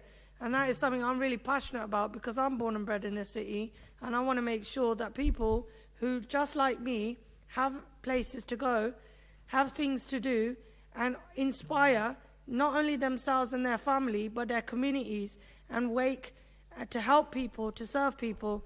And I think that these role models that we find at these community incentives that we've approved and will hopefully work in healthier relationships, not just for the mind, but physically as well. So that is one of the key objectives that I'd love to continue working towards for our youth. There are other, and I've got, you know, a big list here in front of me that I could go on. Thames Valley have provided from their recording their system with Oxford City Council's QL system, and it goes on to say that our serious violence has fallen over the last 6 years, with Oxford experiencing the largest percentage in reduction. For example, in 2018, there were 181 serious violent crimes compared to 129 reports in 2024, with 28.7 reduction. Most of the serious violence reports occur within nighttime entertainment areas that are Cali Road and City Centre, but we're working actively, again, with the police to make sure that we can do our best in making sure that it's reduced and come to stop. Thank you. So any other questions on the Oxford Safer Communities Partnership annual update, which is what we're discussing? Councillor Malik and then Mundy. Thank you, Lord Mayor. Oxford Community Partnership does a great work, there's no doubt about that. But rightly, the cabinet member just have alluded where the night crime happens. So I have two questions. Number one, as a council, have we asked the police presence to be increased? Because policing obviously over the year has changed due to subject cuts, the way the policing is done modernizedly, either a look on the CCTV, but the bobby on the beat and the people on the street, if the foots are not on the ground, I think then the public do not behave well. But if you see the officer, then they do.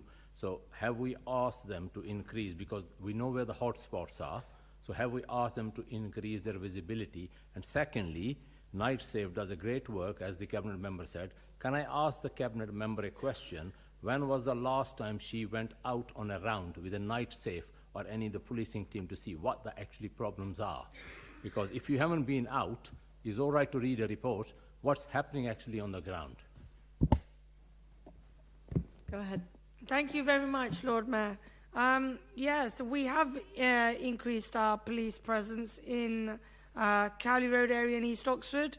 I work very closely with the Chief Constable and the inspectors in Oxford City, not just now and again, but quite regularly. And yes, I am very well aware, for someone who's grown up nearly off the Cowley Road, I'm very much aware, and I do my patrolling with the Night Safe. So that's that there. Thank you. Councillor Mundy. Thank you. So I wanted to raise a couple of points, really. So we've brought up the fact that we had the licensing meeting where the SSP was discussed, and obviously the impact that can be had emanating from the nighttime economy in terms of serious crimes and also public safety and risk to the safety of women and children.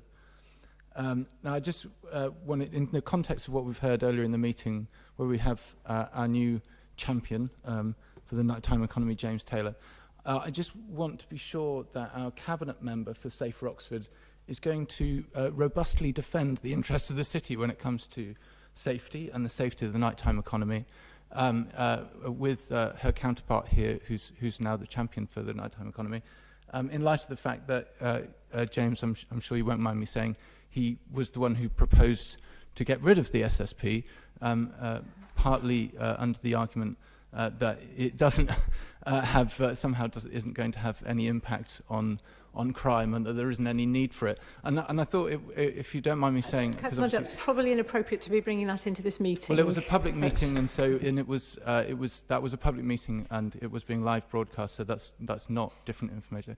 That's something that's I'm just bringing that up as something I want to know, that those two members sat opposite are going to be ready to have frank conversations with each other about how they want to ensure that their briefs are being understood. But I also wanted to question, I'm afraid, what Councillor Hollingsworth was saying. I think it was a little bit disingenuous, really, to suggest that the SSP is a way of frustrating the nighttime economy, and it's actually got nothing to do with that. It's ensuring that those who are seeking new licences and to amend licences are doing so understanding the impact of the nighttime economy and the impact of alcohol consumption, either off licence or on licence, is being done in a way so that the licensing objectives aren't being frustrated. And I know that Councillor Hollingsworth understands that. He just chose to make a point. I do need you to bring you back to this report, which is what we're discussing. So, Councillor Arshad, I would like to understand, please, that you're going to be ready for those robust conversations with your colleagues, in particular your new champion of the nighttime economy. Thank you. Yes, please. That's a yes. Excellent. Thank you. Good to know. Right. Any more comments on this annual update? No. In that case, can I just check you're all happy to note the report? Right. Great. Thank you. Then, are we happy to go and just get the Scrutiny Committee update report done, and then we will take a break for half an hour? Or are we just checking whether the speaker's here? Nope, still not here. Okay. Over to you, Councillor Powell, sorry. Thank you very much, Lord Mayor. Aware that I'm now the thing standing between many councillors and their dinner, I will keep this reasonably brief. So the Scrutiny Committee has met twice since the last full council. During that time, we've considered a number of important matters, including issues around the Oxpens River Bridge, the citizen and community engagement policy, and the budget review group scope for the coming year. I'd like to take this opportunity to thank officers, particularly Celeste, for the ongoing support of the Scrutiny Committee, and I'd also like to take this chance to thank Cabinet for their constructive engagement with many of our recommendations. We've had some very good discussions across that time, including some very long discussions, for which I thank Cabinet members. In light of the timing, I think I shall leave it there. Thank you very much. Okay, anybody, any questions from members of council on the scrutiny report? No. Excellent. Okay. Wonderful. Then, are you all happy to note the report? Aye. Right. Thank you.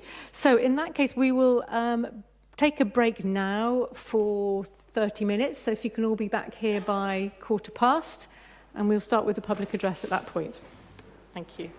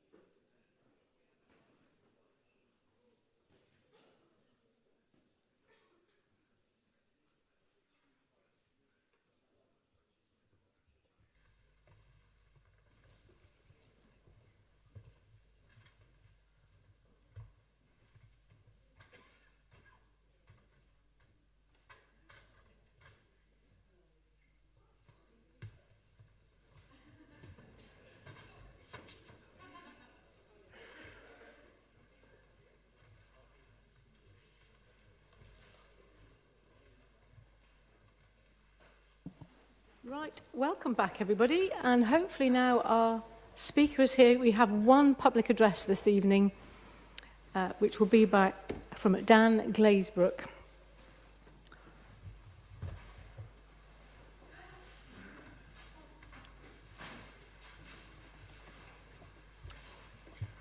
Hello Dan, welcome, and you have up to 5 minutes. Okay, thank you.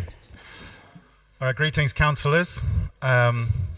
So almost 2,000 people, the vast majority of them local residents, have now signed the petition against Oxpen's River Bridge and its connecting paths. There are many reasons people are up in arms. The ecological destruction involved, the lack of democratic consultation, the fact there are already 2 excellent pedestrian and cycle bridges within a quarter of a mile of the site, the misuse of £10 million of public money intended to facilitate affordable housing. But what I want to focus on today is how the bridge singularly fails to meet its own intended purpose to provide a flood-proof connection from Oseney Mead to Oxpens. The local plan specifies the need for a new bridge linking Oseney Mead to the other side of the river and a flood-proof route out of Oseney Mead. These 2 things have subsequently been combined into plans for a single flood-proof connection reaching all the way from Oseney Mead across the river, as is made clear in several official documents. The problem is, to reach the bridge from Oseney Mead, users would have to go across a stream and under a railway bridge along a section of the towpath that itself frequently floods. To solve this problem, the City Council commissioned Stantec to develop a project called Oseney Pathworks to create a new floodproof path linking Oseney Mead to the planned new bridge. The preferred plan was to erect flood walls under the railway bridge, but the Environmental Agency vetoed this proposal in 2021 as it would cause further flooding elsewhere. Stantec's report admitted there's no solution available which adequately addresses the flooding issue whilst also meeting current safety standards for cycling and walking. This remains the case today. There's still no solution to the issue of flooding on the path between Oseney Mead and the proposed new bridge. This makes the bridge completely redundant as it utterly fails to provide the new flood-proof connection from Oseney Mead across the river, without which housing cannot be built on the site and which was the whole point of the project in the first place. Indeed, the diversion of £1.5 million Homes England funding for precisely such a flood-proof route out of Oseney Mead to instead build connecting paths for the bridge in Grampont Nature Park means the council now stands in breach of the terms of that grant and the criteria under which it was allocated, a matter we're pursuing of Homes England themselves. The City Council is now right on the verge of committing up to £14 million of public money and causing irrevocable damage to a cherished piece of countryside on our doorstep for a bridge that singularly fails to meet its basic purpose. We urge you, please do not be a party to this shocking waste of money and biodiversity. Surely no further funds should be committed so long as there remains no viable plan to flood-proof the connection between Oseney Mead and the new bridge. I'd also like to address the issue of the university's funding commitments to the scheme. A spokesperson for the university told the Oxford Mail back in January that the university, quote, last year agreed to make a contribution of around 10% of the cost of the new bridge after learning that cost increases had put its viability at risk. 10% at that time equated to more than £1 million of the project's projected costs. If the university had already committed more than £1 million last year, why is this financial commitment not appearing in the figures, well, it's before us today at the last cabinet actually? Why is the public purse being asked to guarantee the full 3.7 million in increased costs and not say 2.7 million, given £1 million from the university is already in the bag? Have the university now reneged on this commitment? And if the council is willing to commit the entirety of the increased costs from the public purse, what incentive is there for the university to contribute any money at all? Finally, I'd also like to address the issue of Balfour Beatty's position in the delivery of the scheme. If all goes according to plan, Balfour Beatty are set to be awarded the construction contract next month. Balfour Beatty are notorious. They're involved in the imposition of near-slavery conditions on their migrant workforce in Qatar. Just 4 years ago, they were fined £49 million for massive fraud against the US government after it was revealed they've been systematically falsifying data in order to get bonus payments. And in this country, their failure to comply with statutory safety requirements led in 2020 to the death of one construction worker and serious injuries to another, according to a ruling by the Health and Safety Executive last year. But as well as being criminally unethical, they're also just not very good builders. On Trustpilot, they're rated bad with just 1.7 stars out of 5. And student residents have had to be moved out of their accommodation in Bethnal Green recently due to significant defects which have been blamed on the contractor and which have cost its owner over £34 million to address. Why is the council so keen to work with these incompetent criminals that it's prepared to set aside its usual tendering process and it seems guarantee the contract to Balfour Beatty without any tendering at all? And is its willingness to do so the reason why the company feels confident enough to hike its bill by over 35% from 10 to 14 million in just a few months? After all, the company do have form here. In 2016, one of their employees revealed how they'd been extorting the taxpayer by systematically inflating their costs. The company responded by sacking the whistleblower, for which they were later forced to pay £137,000. I'll end there, but if you'd like to be in touch about any of this or see any of the documentation I've referred to today, please do not hesitate to be in touch with Friends of Grand Pont Nature Park at gmptrees@gmail.com. More information on our website, savegmp.org. Thank you.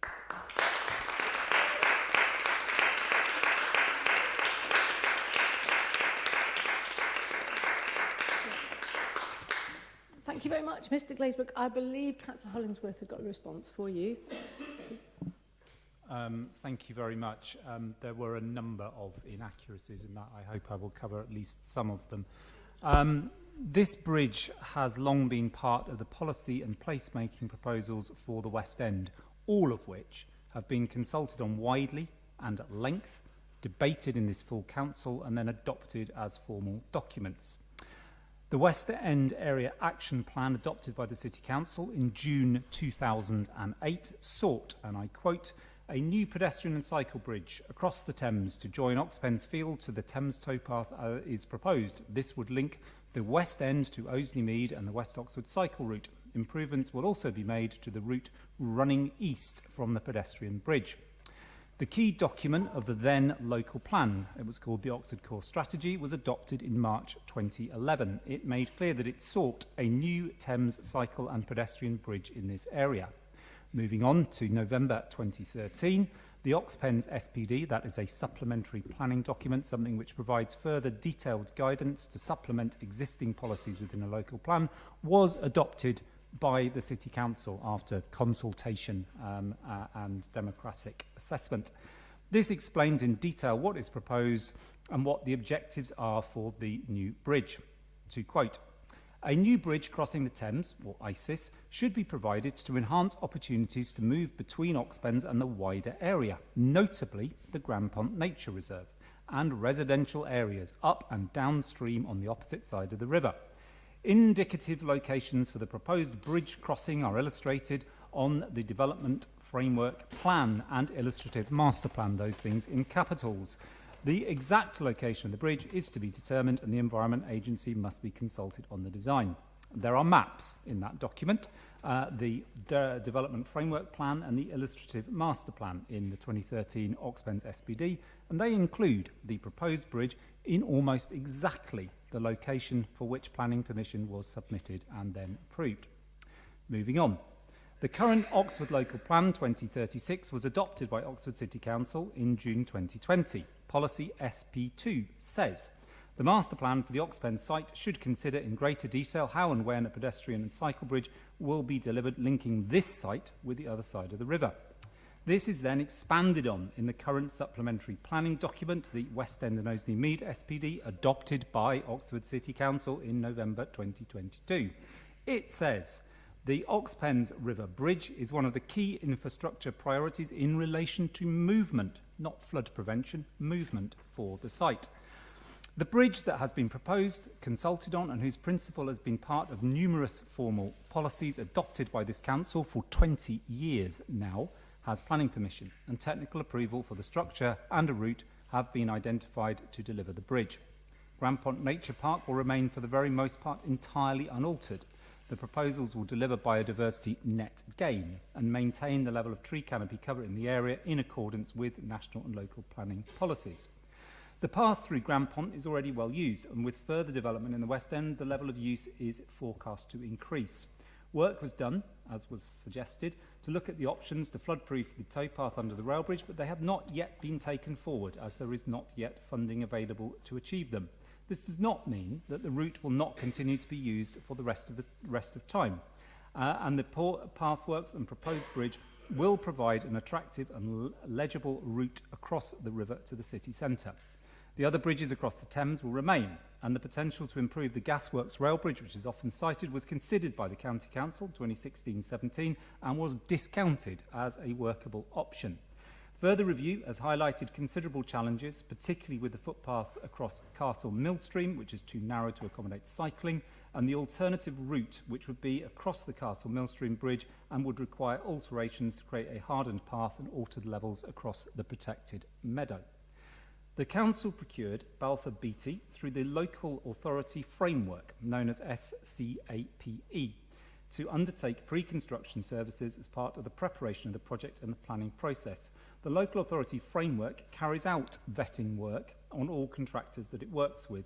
The City Council will pursue a tendering process for a contractor for the construction of the bridge through another standard framework that includes, and will include for this, a competitive process. So what was said then was entirely untrue. The proposed bridge provides the opportunity for a new and convenient route across the river, designed specifically for the location and to support the placemaking that will support the development of the West End as a vibrant quarter of the city and connect to other parts of Oxford to the south and to the west of the city centre. And these were the objectives of the bridge first proposed and then adopted by this council 20 years ago. Thank you very much, Councillor. Right, so that concludes public addresses. So we're now on to motions. So we have 1 hour from now to discuss motions. First one, 17A, on the Planning and Infrastructure Bill. Can I call on Councillor Smoten to introduce it? Thank you very much, Lord Mayor. Before I begin, don't start the clock just yet, I need to make a minor self-amendment to the motion, which is that in the paragraph mentioning Chris Hinchcliffe MP, to replace the words Labour MP with then Labour MP, as in then hyphen Labour MP, and to replace the words who pointed out with who pointed out in June this year, that being the then that we're talking about. The reason being that he was a member of the Labour Party, well, he was receiving the Labour whip when he made those statements in June. He subsequently lost the whip in July relating to a different rebellion. That one was about PIP and disability benefits, so far as I'm aware. With that amendment being made, self-amendment being made... Accepted by yourself, I presume. Yeah, I do accept my own amendment, yes. And seconded by me. And apparently Lawrence seconds it. I shall begin. Start the clock. Councillors, we have tabled this motion today to draw attention to two serious shortcomings of the Planning and Infrastructure Bill, which is currently going through Parliament and which is set to seriously harm our ability to locally govern development and to protect our natural environment. First of all, the bill prepares to remove yet more major applications from consideration by the Planning Committee and instead send them to delegated decision-making. I can quite understand why this could have been done if you had a Planning Committee that was making bad decisions. But the signs of that would be very clear. A planning committee that was making bad decisions would be routinely demolished at appeal or would be taken to judicial review. And this is just not happening with the Oxford Planning Committee. Why, then, is the Oxford Planning Committee subject to these kinds of measures? This opens a democratic deficit, as councillors will no longer be able to cross-check that the balance of planning considerations properly reflects the harms and benefits of development experienced by the public. The government's sidelining of elected members suggests to me that they don't think that councillors can be trusted to exercise power responsibly. And it is utterly contrary to their manifesto pledge to transfer power to communities. Secondly, the bill would replace much on-site contribution to nature and biodiversity with money paid towards notional compensation elsewhere. This is the money that the RSPB described as cash to trash. There is a real problem that needs to be solved here. We have all seen sites where trees get planted or swift boxes are nailed to eaves, but the developer isn't invested in seeing them survive and thrive, so they die and decay, having ticked a box but not served any real purpose. So that is not to say that off-site contribution can sometimes be the right way forwards. But is the solution really an unaccountable national body that gets to decide how and where this money gets used? Stop me if you've heard this one before, but where is the local control? Where is the local oversight? Shouldn't local people and local representatives be the ones to call the shots as to what should be done and where so as to benefit nature and compensate people for lost green space?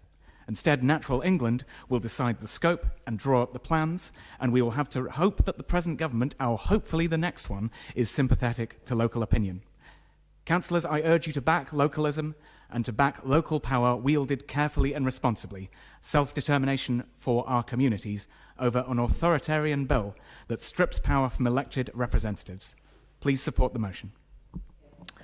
Thank you very much. Councillor Farweather, do you want to speak now or reserve your right to speak at the end of the discussion? I'll speak at the end, Lord Mayor. Thank you. Right, okay, I've got Hollingsworth and Clarkson. Councillor Hollingsworth. I'm going to declare a slight interest. It's not one that prevents me from taking part in this, but since I am actually a lecturer on town planning, this feels like one of my classes now, and is interesting as a result. Thank you for bringing forward thoughts here. All I'm going to say is that when this motion was first written and submitted, the bill was at that point a bill.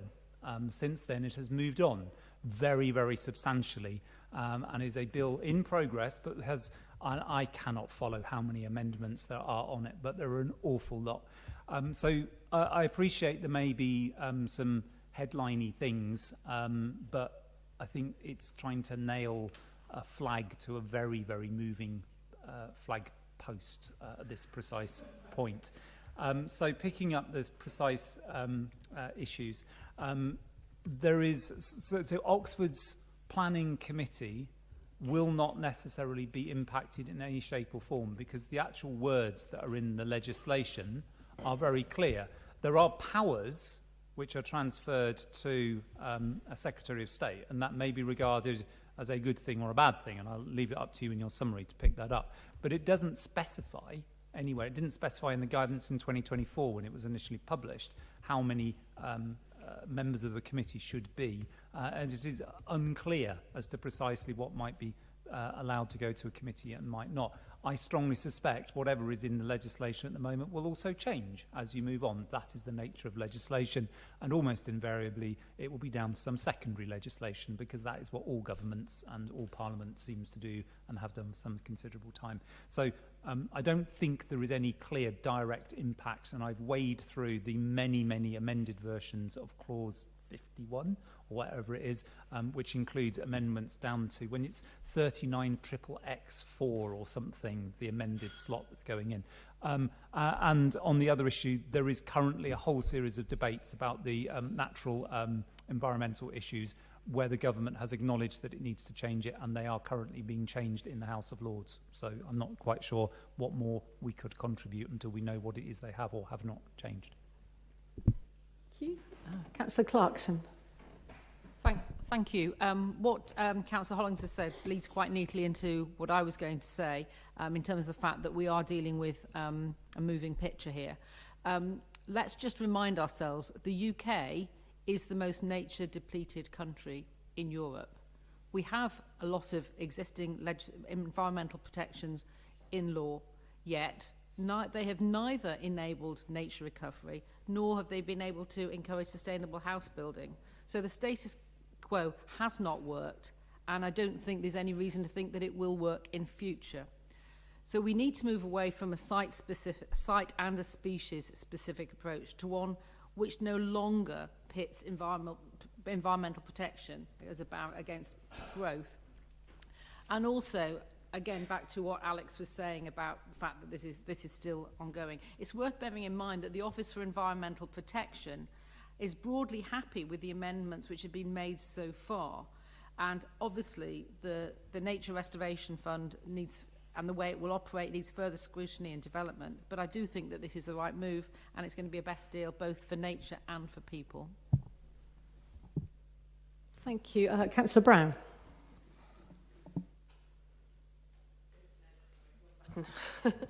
I'll get used to it eventually. Thank you, Lord Mayor. So Recently at Labour Party conference, I was speaking at a fringe meeting on the barriers to growth and to planning and so on, with quite a distinguished panel aside from myself. And I think one of the very clear things that came out of that panel was a general agreement that the one thing that our current system was not doing, just to kind of like re-emphasise the point that Councillor Clarkson has just made, was delivering the environmental protections in the way that we would want them to do, and is not delivering the housing and the sustainable growth that we would want it to be doing. So I frankly welcome anything that sort of starts again, has a look at those proposals, tries to make sure that we're not spending huge sums of money producing documents rather than actual improvements to land and to housing and to our environment. And that is what is happening at the moment. Developers have to go through such ridiculous hoops in terms of just producing endless documentation. And at the end of the day, it's not necessarily producing anything in terms of real environmental improvements.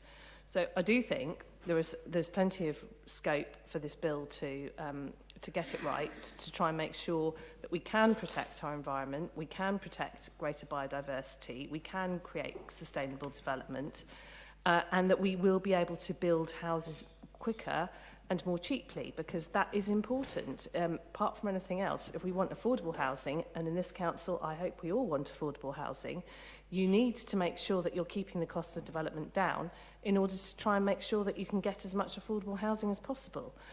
That is the way the system works. So I welcome the bill. I don't support the motion, and I personally hope that other people in this chamber will also support the great need for housing and the efforts this bill is making to try and make that easier for people. Thank you. Anybody else before I move to Councillor Fairweather? Oh, yeah, Councillor Smith. Oh. Thank you. I wasn't going to speak on this, but I think I should do. I too definitely support that we need more housing in this country. We need affordable, we need housing that is energy efficient and nature-friendly homes as well too. But I think it's been wrong in the past and still is that we blame the lack of building and so forth on Natural England objecting to applications and so forth. I'm just looking it up because I had heard him speak on this. This is the chair of Natural England, Tony Juniper, explains. We think ministers are barking up the wrong tree when they blame slow house building on bats and newts. Out of the tens of thousands of planning applications that we consulted on each year, 99% result in Natural England and developers finding ways for developments to proceed while protecting nature. A mere 1% result in an objection. So I think it is important that we keep that in mind. People like the Wildlife Trusts are objecting and wanting, I think it's called phase 3 or part 3 of the bill to be removed. Part 3, thank you for that. Yeah, part 3, yeah, thank you. Wrong P, thank you. Sir, as you said, you felt back in the closed room. Thank you for that correction. So I do think we should be supporting this and those who are objecting to that part of the bill. I think ministers do need to rethink on it. I'm pleased to hear that there are going to be more changes, and I'm looking forward to the Lords putting forward, I think it's this month in fact actually, some changes to the bill that may make it more palatable for us all.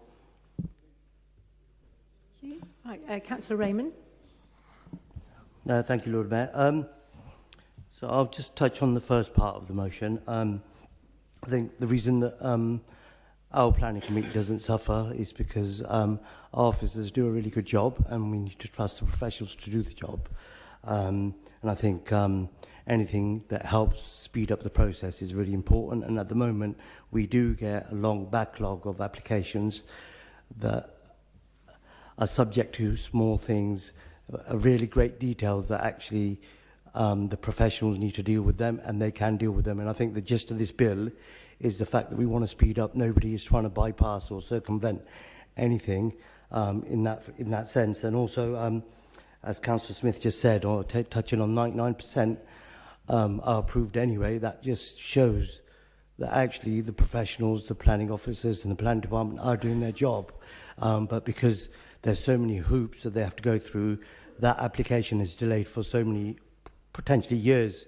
I think I've been on the planning committee for probably about 4 years now, 5 years, and I've seen applications that have taken months and months over some really, in hindsight, probably trivial things that could have been sorted. So if there's a more professional, streamlined process, which I think what's behind this bill, it will really help our housing crisis in Oxford especially, and in the country as a whole.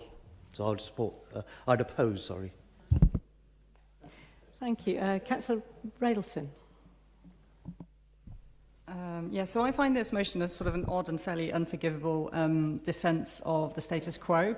So, you know, the current schemes of environmental protection, you know, as Mary and my other colleagues have said, have clearly not worked for either nature nor building anything in the UK at any pace. And the time is right to try and do something else.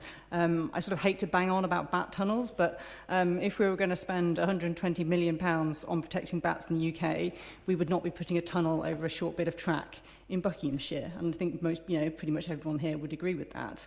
As Mary has also said, she basically stole my speech without saying it. We are most nature-depleted country in Europe. We can blame the Vikings and the Romans for some of that, for removing so many trees. But, you know, we do live in a country where we intensively farm half of our national parks and set fire to the other half for food for grouse. And lots of people sadly think that's what nature and biodiversity looks like, so we do have quite a long way to go. We also have quite frankly, a chronic housing crisis in this country that is strangling the future of the next generation. And quite frankly, we owe it to our children to try and sort that out, change some legislation, and to not accept the status quo. So yeah, current nature protections around planning or otherwise have not delivered. It's time to do something else. Getting local authorities at whatever level to manage the fund over Natural England, I would support, but I will not be voting for this motion. Thank you. Anyone else before we go to the second? Oh, sorry, Deputy Lord Mayor. Thank you, Lord Mayor. I spoke recently with a resident who was extremely frustrated at being made to pay for a bat survey for re-roofing her house in a way that made it more energy efficient. I explained to her that she shouldn't be frustrated at planning officers. They are doing their job. They are applying the law. The law is too much at present of a box-ticking exercise. Looking at nature protection in those little projects where there were no bats had ever been seen in the area. There was no reason to suspect that any bats would be seen in the area or would be affected, while not directing our attention and our funding to restoring and rewilding and protecting the nature that we have. I suspect that if done right, and I accept it has to be done right, and the scrutiny being given to the bill by the Lords is, I am sure, welcome. A nature restoration levy would not be cash to trash, but cash to stop us trashing the protected areas that we do have, or the areas that should be protected and that are, although ostensibly reserved for nature, are not being looked after because nobody concentrates on them.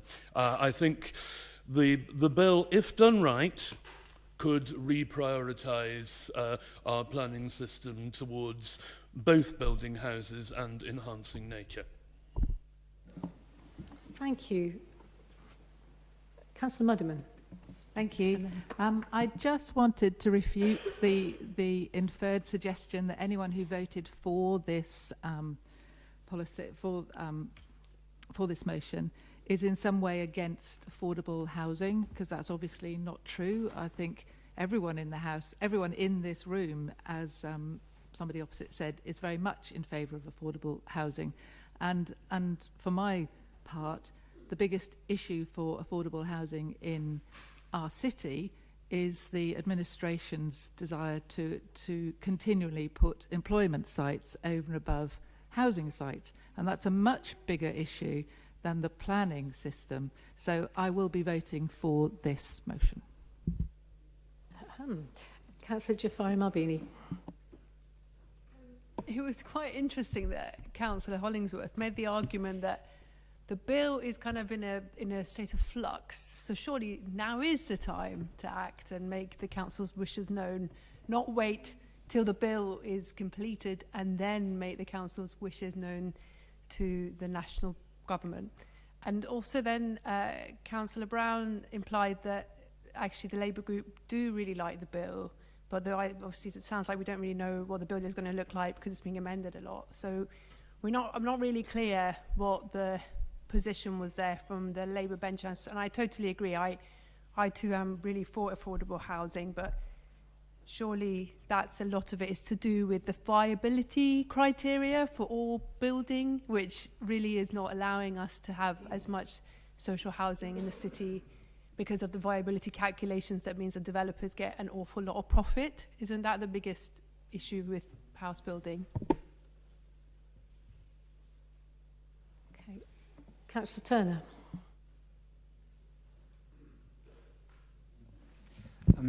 Sorry, yeah, thanks, Lord Mayor. I wasn't intending to join in this one, but there are a couple of recent contributions that made me think I would. I mean, on the discussion about our local plan going forward, I mean, my understanding actually was that there's a presumption running through it around employment sites. Actually, they can be used for housing. That was my understanding the last time I looked. And we've also, of course, got some housing sites. Now, you know, I understand feelings run really high on this issue, and I'm not someone that accepts the choices, that claims the choices aren't easy.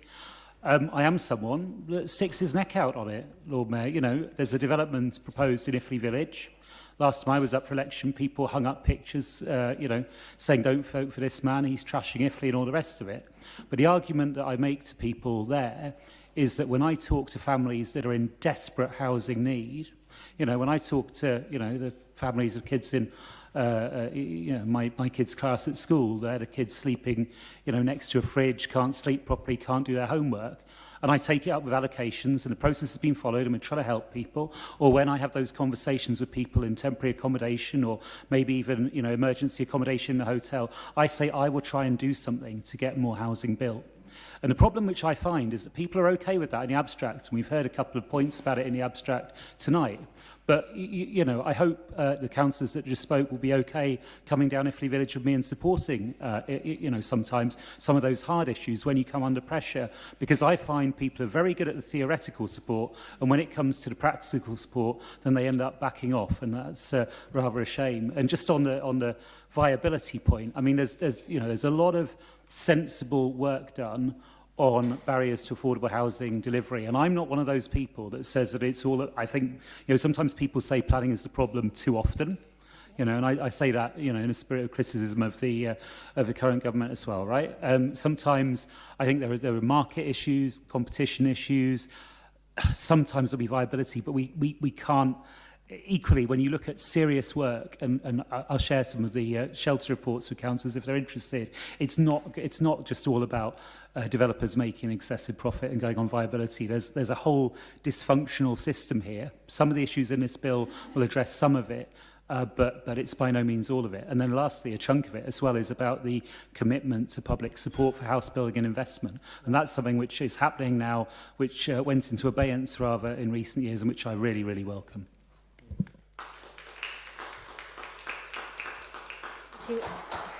I'll take Councillor Malik and then Ottino.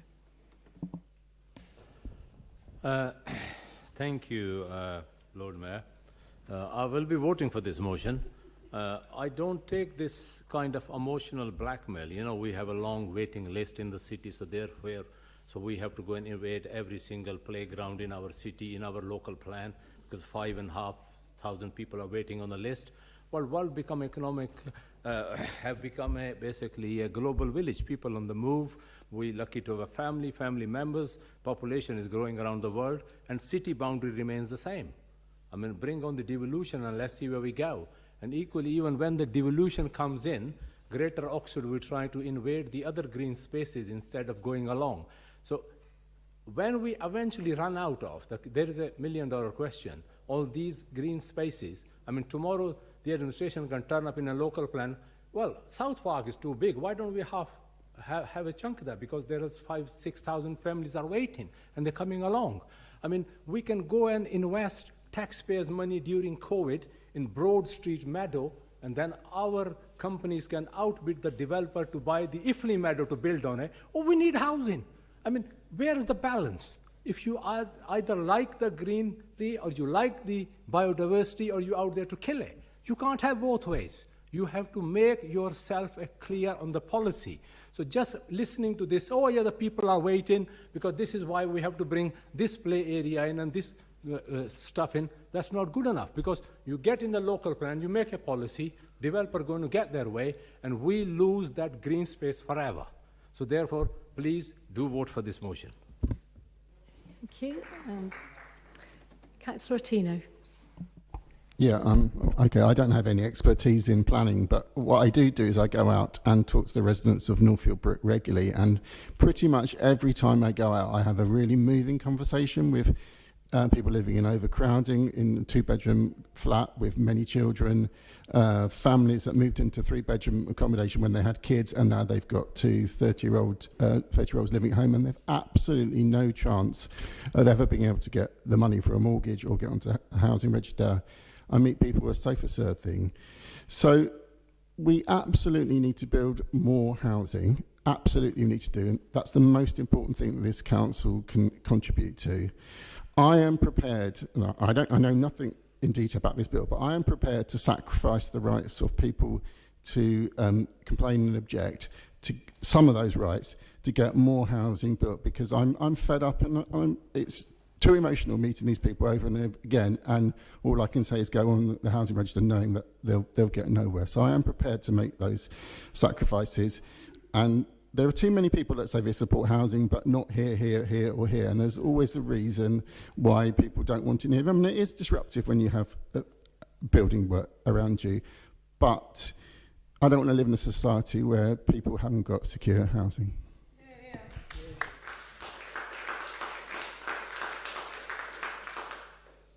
Councillor Miles. Thank you. So I'm just concerned that this has become a debate, as I think has already been mentioned, between whether we support nature or whether we support housing, because I don't think that is really what this is about. You can have both, and there are many good examples in other countries where they have successfully managed to increase the density of population. I lived in the Netherlands, and in Amsterdam you can have much denser housing than we've got here, whilst also maintaining that close proximity to nature. But what I wanted to specifically speak to is this point about us calling today in this motion for a strong presumption towards environmental mitigation on site or close by in preference to levy payment. And I have first-hand experience working in India, where I've seen the negative impacts of the carbon offsetting, where there's huge corruption, where that has happened, where people have thought that they're paying to offset their carbon emissions, and that money has not been spent for the intended projects.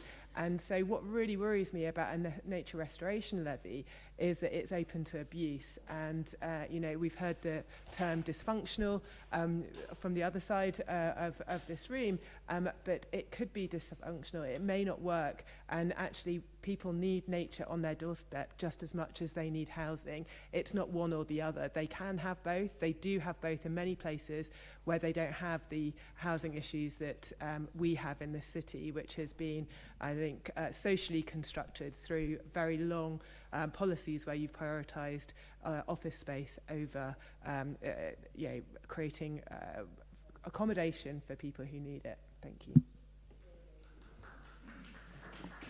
Councillor Rawle. Thank you. I just wanted to draw attention to a headline that came out just a month ago. England to sell 8 times more council homes than it built last year. That's not because we need to cut red tape for developers. It's because we have a buy-to-let scheme that isn't working. So we need to challenge the whole system. in order to solve this housing crisis if we're looking at a need for one-bed homes that we keep hearing about in housing committee. Thank you. Councillor Mundy. Thank you. I think there's a remarkable lack of trust from the Labour side in the council's capability to make decisions about its own planning using the structures we have in place.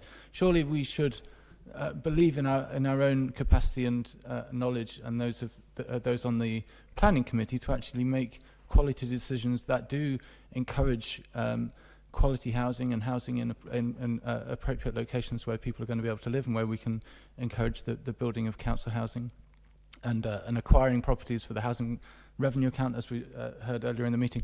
So, you know, why we would want to lose the agency of this council in making those decisions is beyond me, really.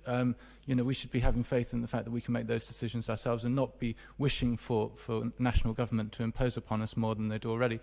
And also, in light of the fact, obviously, someone brought up earlier about the Greater Oxford plan, we should be confidently stating that we're ready to be making these decisions, not willfully welcoming the government intruding more in our own capability to make these decisions ourselves, and in course being in close contact with the residents of our city. We talk about knocking on the doors, talking to people on the doorstep. You really want to talk to someone at the doorstep and say, yeah, actually, I really want the government to be putting its nose in more in our planning decisions. I don't think that's what people actually want. They want us to make quality decisions for them, and I think that's what we're here to do.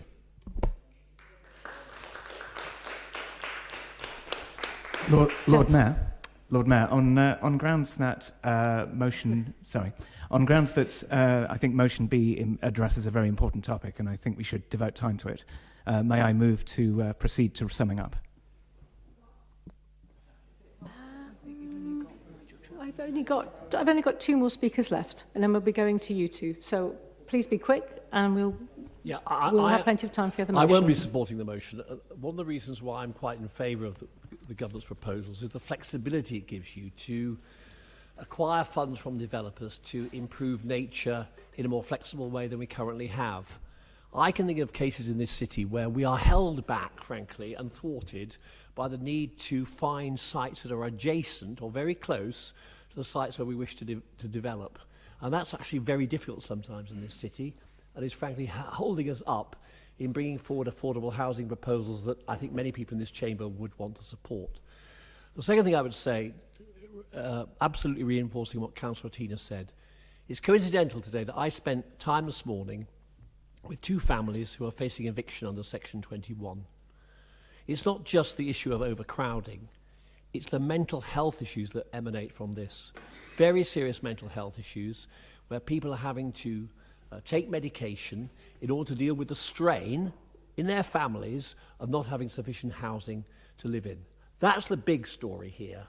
That's what really matters, and therefore the weighting of the debate around risk and choice needs to be leaning heavily towards the building of affordable social housing in this city and sweeping away, frankly, impediments to it. Because the burden that these families are facing at the moment is too much. It's not fair, it's inappropriate, and that's why I will not be supporting the motion. Thank you. Councillor Taylor.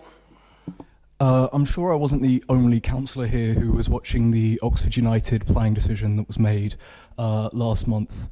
I was watching that with a group of Oxford United fans, and they were watching a 3-4 hour council meeting, crossing their fingers, hoping the council would make the right decision.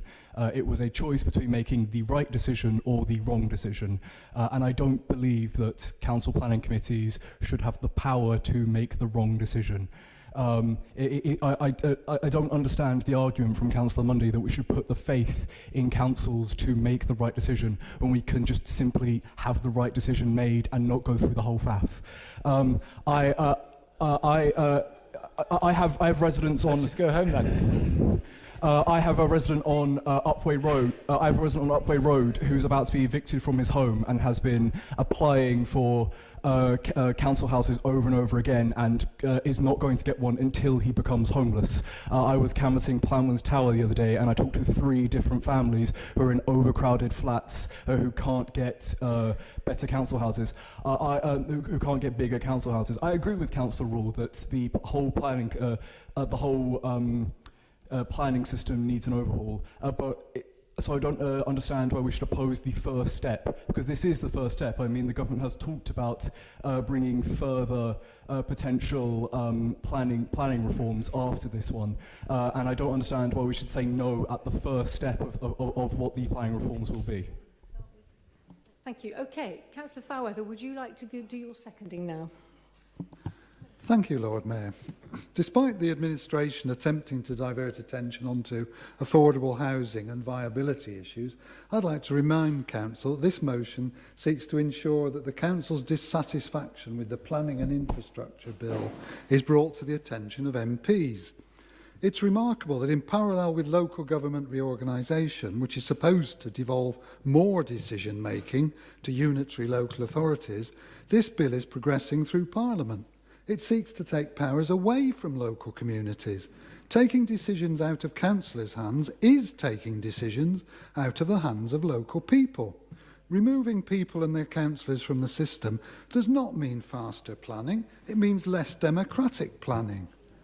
We're already the most centrally governed country in Europe. Local government knows very much more about their community than a central planning organisation could ever know.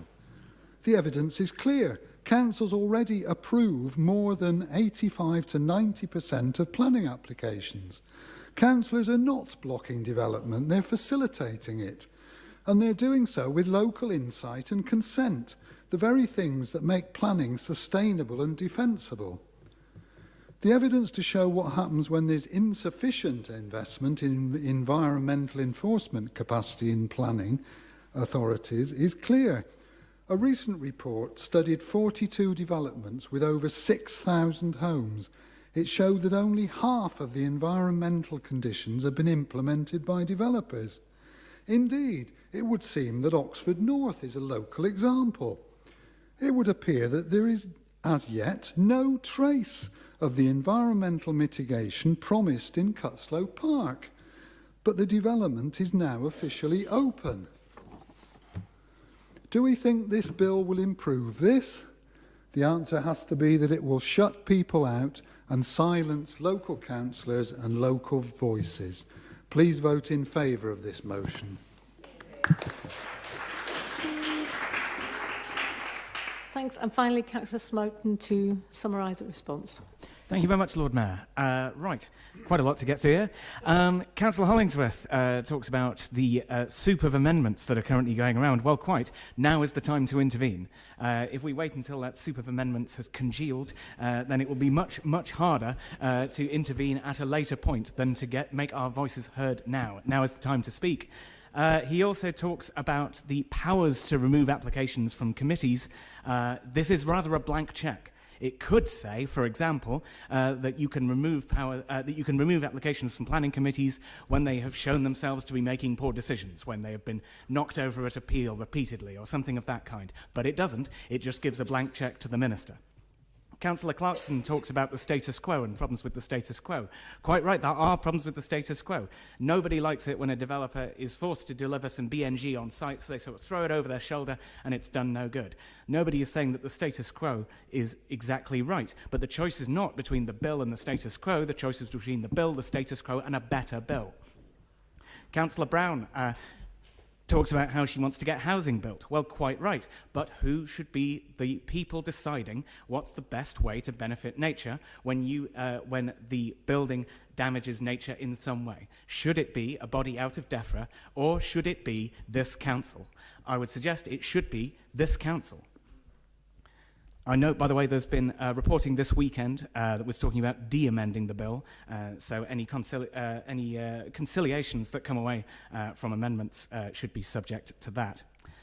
Now, I know almost everybody's talking about in the environmental aspect of things, very little about planning committees, with two notable exceptions. I was surprised to hear Councillor Rahman advocating taking things away from the planning committee. I would want to know why. The Oxford City Planning Committee appears to be really good at its job. It seems to deliver cast-iron decisions, one after another after another. If it isn't, where are the JRs? Where are the appeals? They're not happening because they're good decisions coming out of the committee. So why do we want to take the applications away? I would suggest it's doing well. Let it continue. And finally, Councillor Taylor doesn't want to give planning committees the opportunity to make wrong decisions. Where is your source of truth? Where are you finding out which ones are the wrong decisions?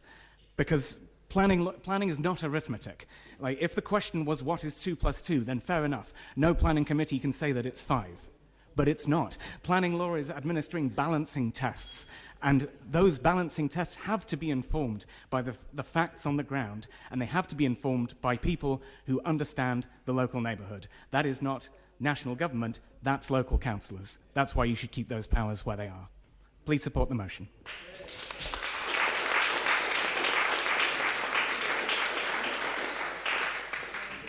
Right. Thank you very much for those many, many different contributions. So we will now take a vote on this motion. Can I see all those in favour of this motion?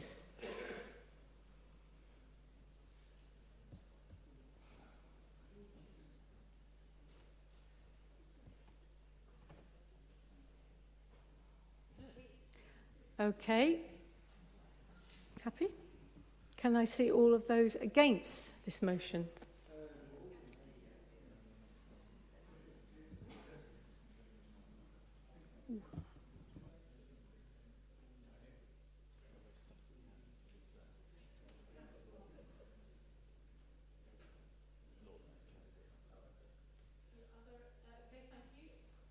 Are there any abstentions? None. So, what's the number? Okay, thank you. So that motion.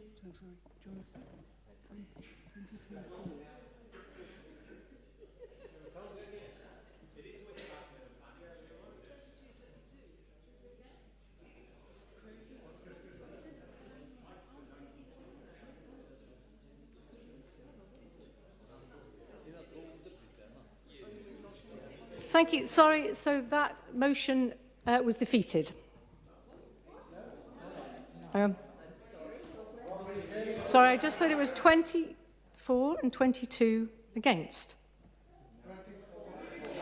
20 votes for it and 22 votes against. So it has fallen.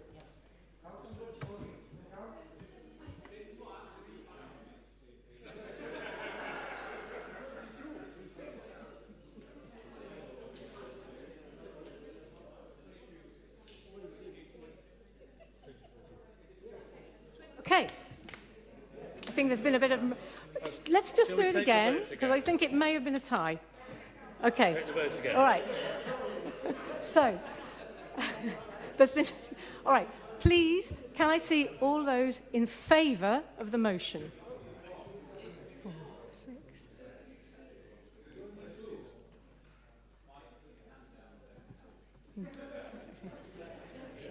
22. All right, so that's 22 in favour. Can I see all those against the motion?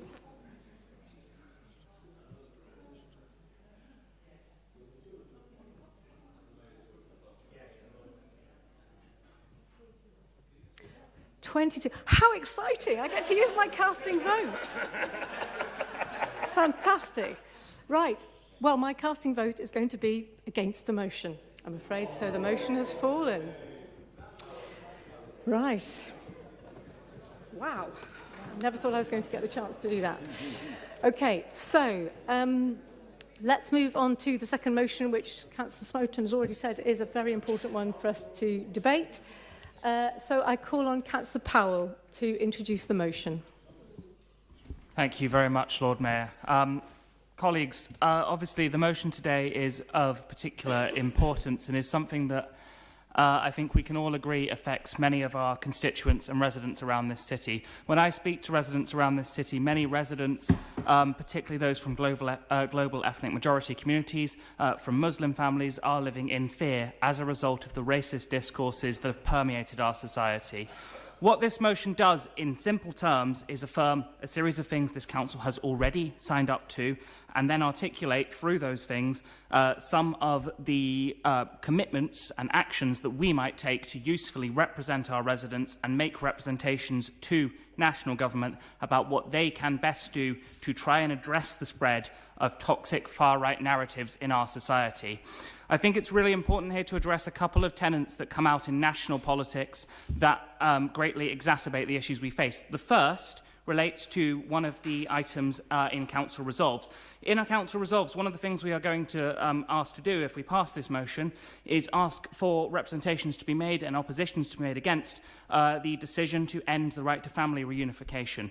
That sort of policy, that idea of ending the right to family reunification, is premised on one of the most poisonous tendencies in British politics. That is the false narrative, which you might call the pull factor thesis, the idea that people who come to the UK regularly come on the basis of conditions of reception.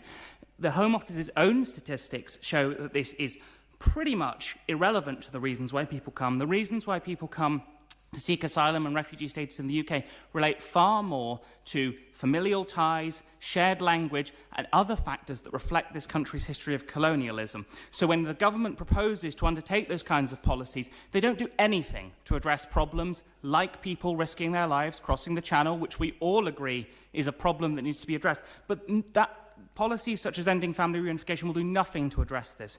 What they do instead is cement an idea in the public that this is a national emergency, particularly when the Prime Minister chooses to use language like referring to this country as an island of strangers.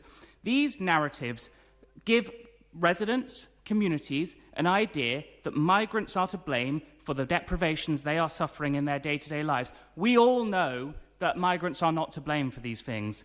The blame instead lies with economic decisions made by consecutive governments at this stage to not put priority on community services, to not put the money into our NHS, to not ensure that there is a available stock of fair-priced housing. And I think linking to the last motion, we all agree in this chamber on the importance of ensuring that there is good, affordable housing. I was happy to see, for example, some of the appropriations we made earlier, prioritising social rent, prioritising affordable housing.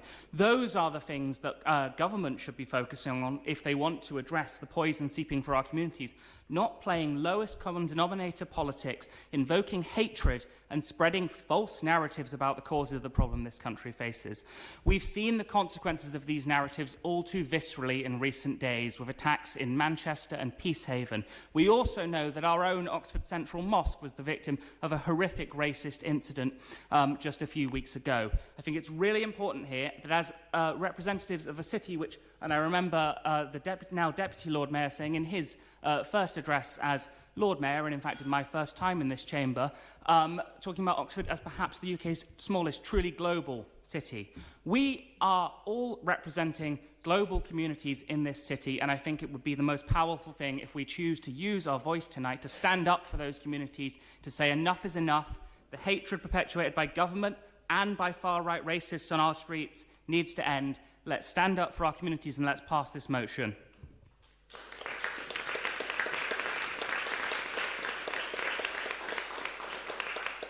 Thank you. Councillor Jarvis, do you want to second the motion now or speak at the end? I'll speak at the end, thank you. Thanks. Okay. So just everybody, please bear in mind we've got a little under 15 minutes, so make it snappy, please. Okay, who would like to speak? We'll start with Councillor Tino. Okay, I absolutely support this motion.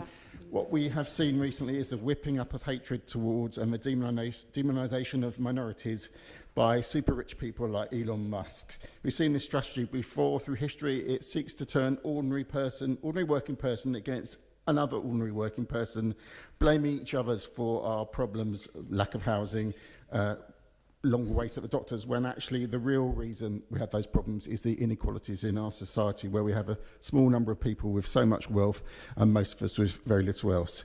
It's up to all of us, not just as a council but as individuals, to come out and challenge these false narratives and to physically show we stand alongside minority groups and replace those narratives with the true narratives of how both our society is enriched by immigration and how in our time of need, when we were threatened by an invasion of a far-right government from Germany in World War II, it was people from all over the world, from Asia, Africa, Americas, Australasia. They came to fight for us to defend our shores. And so therefore, in their time of need, when they're seeking sanctuary, is our obligation to hold out our hand to welcome them. Thank you. Can we move straight to Councillor Miles?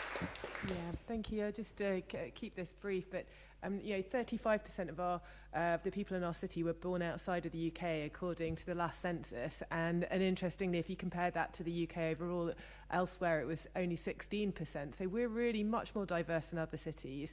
And I think we need to recognise the contribution that migrants are making to our city, whether that's education, science, technology or healthcare, as nurses, cleaners, teachers, doctors, surgeons, researchers, or even working in our own council administration. So we need to stand up for them who are contributing to our city's economy and society and the culture of our great city. And I really want us to reiterate our council's commitment to support people from all diverse communities. I also want to say that I'm from German heritage. Part of my family, they came together after the war. So some of my family are German, some of them are British. And so it's really my responsibility to remind everyone about the recent past of what happened in the Second World War and during that Nazi era. And I know that people are feeling threatened and intimidated. We've heard about concerns from our Muslim communities and other different faith groups, but I want to also call out the concerns raised to me by members of the Jewish community in my ward and in the wider city, because there are people who've been born and bred here who are Jewish who feel they don't belong here anymore because of the threats that they're facing, and I think really this is unacceptable. So another point that I want to raise is linking to some of the words that Alex mentioned around wider policy interventions that we can be doing to address this. The national government has cut international development spending, and some of the factors that are driving people away from and to our country, they're looking for safety here, and we need to invest more in international development to address the conflicts that are happening in other countries, rather than spending just on defence, and so that I think is something that we should be looking at. But I will be supporting today the motion before us, so thank you for Thank you. forward. So, okay, can we go straight to Councillor Hollingsworth? Please keep it brief. Yes, I will be brief. Entirely support this motion and its resolutions in particular. I support also what Councillor Miles just said. The bit that I also want to say is what you don't include as a proposal, where the temptation is to do that, which is to have some control on free speech as a way of controlling. That's not how this city dealt with Oswald Mosley when he spoke just over there in May 1936. It was trade unionists, it was communists, it was Labour people, liberals, people from any different background, and none who stood up to fascists in our city and drove them out. And when I found myself, and I hope for the only time, agreeing with something Ted Cruz, the senator from Texas, say when he said Trump's proposal to do media control over what people say in the media, in public, and that is fundamentally wrong. I completely agree with that. And I think in the context of what I feel is being said about police activity in this country really concerns me, because I think Ted Cruz might be right, and I don't ever want to have to say that again. Thank you. Councillor Stairs. Immigration has been part of the backbone of this country, and we are the better for it. But how many of us would go home tonight and leave our front door open for anyone to come in? I suggest no one would be that reckless. We would be wise enough to recognise the unknown but very real danger to ourselves and our families. We know that there are many very good and honest people of all cultures and origins amongst us, but we also know that there can be threats of danger. Our community has elected us to represent their interests, and as we understand our need to protect our homes and our families, It's our responsibility to protect our communities. I'm not suggesting that we should be blind to the needs of others, but let us not be blinded by virtue signalling that ignores and negates potential risks. Inasmuch as we would not leave ourselves and our families vulnerable to unknown dangers, I believe our priority is to safeguard our community. You ask for fairer and more welcoming Oxford to those we know nothing about, whilst at the same time you support and promote unfair and discriminatory restrictions to be placed on our own residents. This motion really is virtual signalling at its best, all whilst completely ignoring and disregarding the reality of what could be negative impacts on the Oxford citizens. Thank you. I've just got time to take one more before we go for the seconder, and it was Joe was the Councillor Sanderson was the next one I saw. Sorry. Yes, I support this. I support this motion completely. Thank you. I forget the name of the councillor who just spoken. To suggest that nobody, what? I can't hear.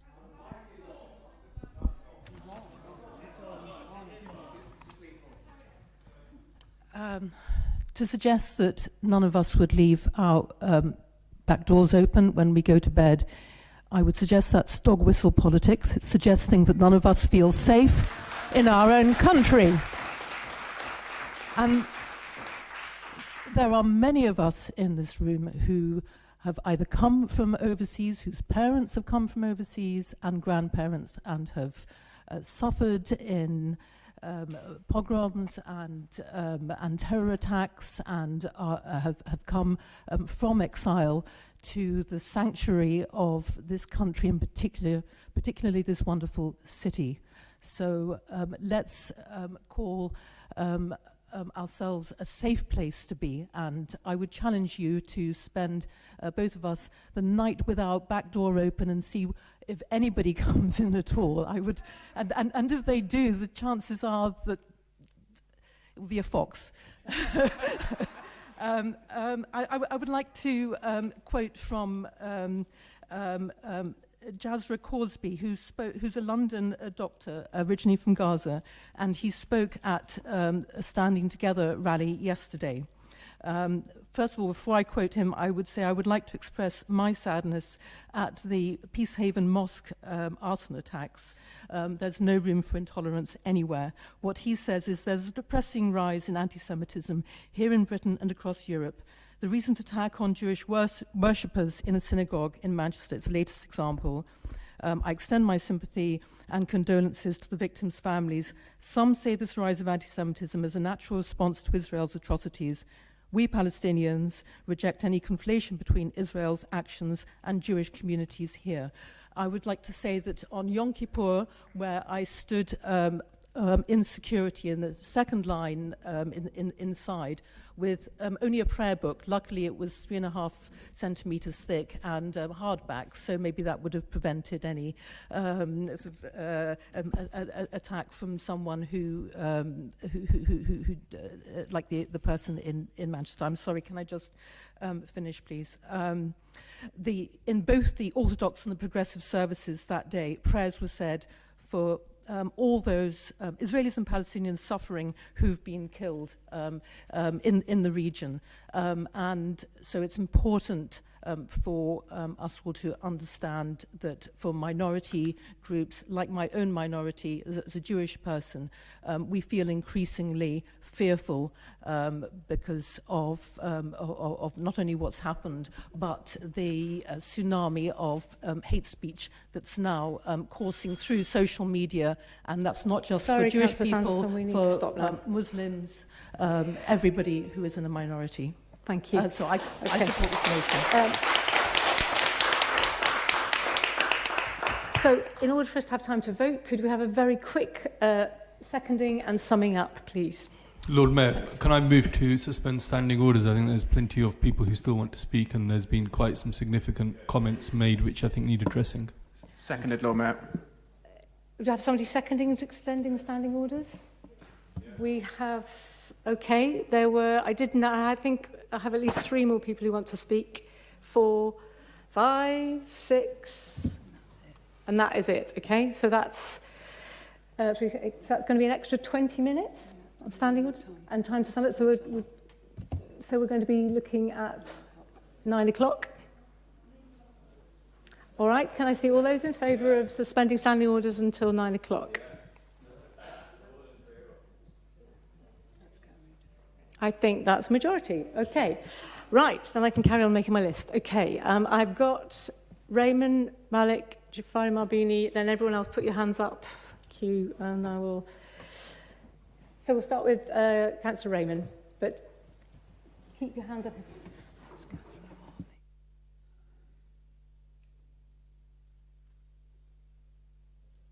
Off you go, Councillor Raymond. Thank you, Lord Mayor. Thank you. First of all, Joe, you're not by yourself here. We're all with you, so there's nothing to worry about on that front. We're all one. I think Councillor Miles spoke about the International Development Fund. I'm glad to say that our MP resigned over that matter, so I do criticise when there's criticism. When there's support, I'll support it. But what I will say to the benches on the left of me today is that you have to go with what you believe in and what your moral stance says. At the moment, the government or the leadership of this government are pandering to the right wing. Okay, they're moving faster than anybody could imagine, and people in that party, part of the process, need to stand up, because if you don't stand up, it's just going to get worse and worse.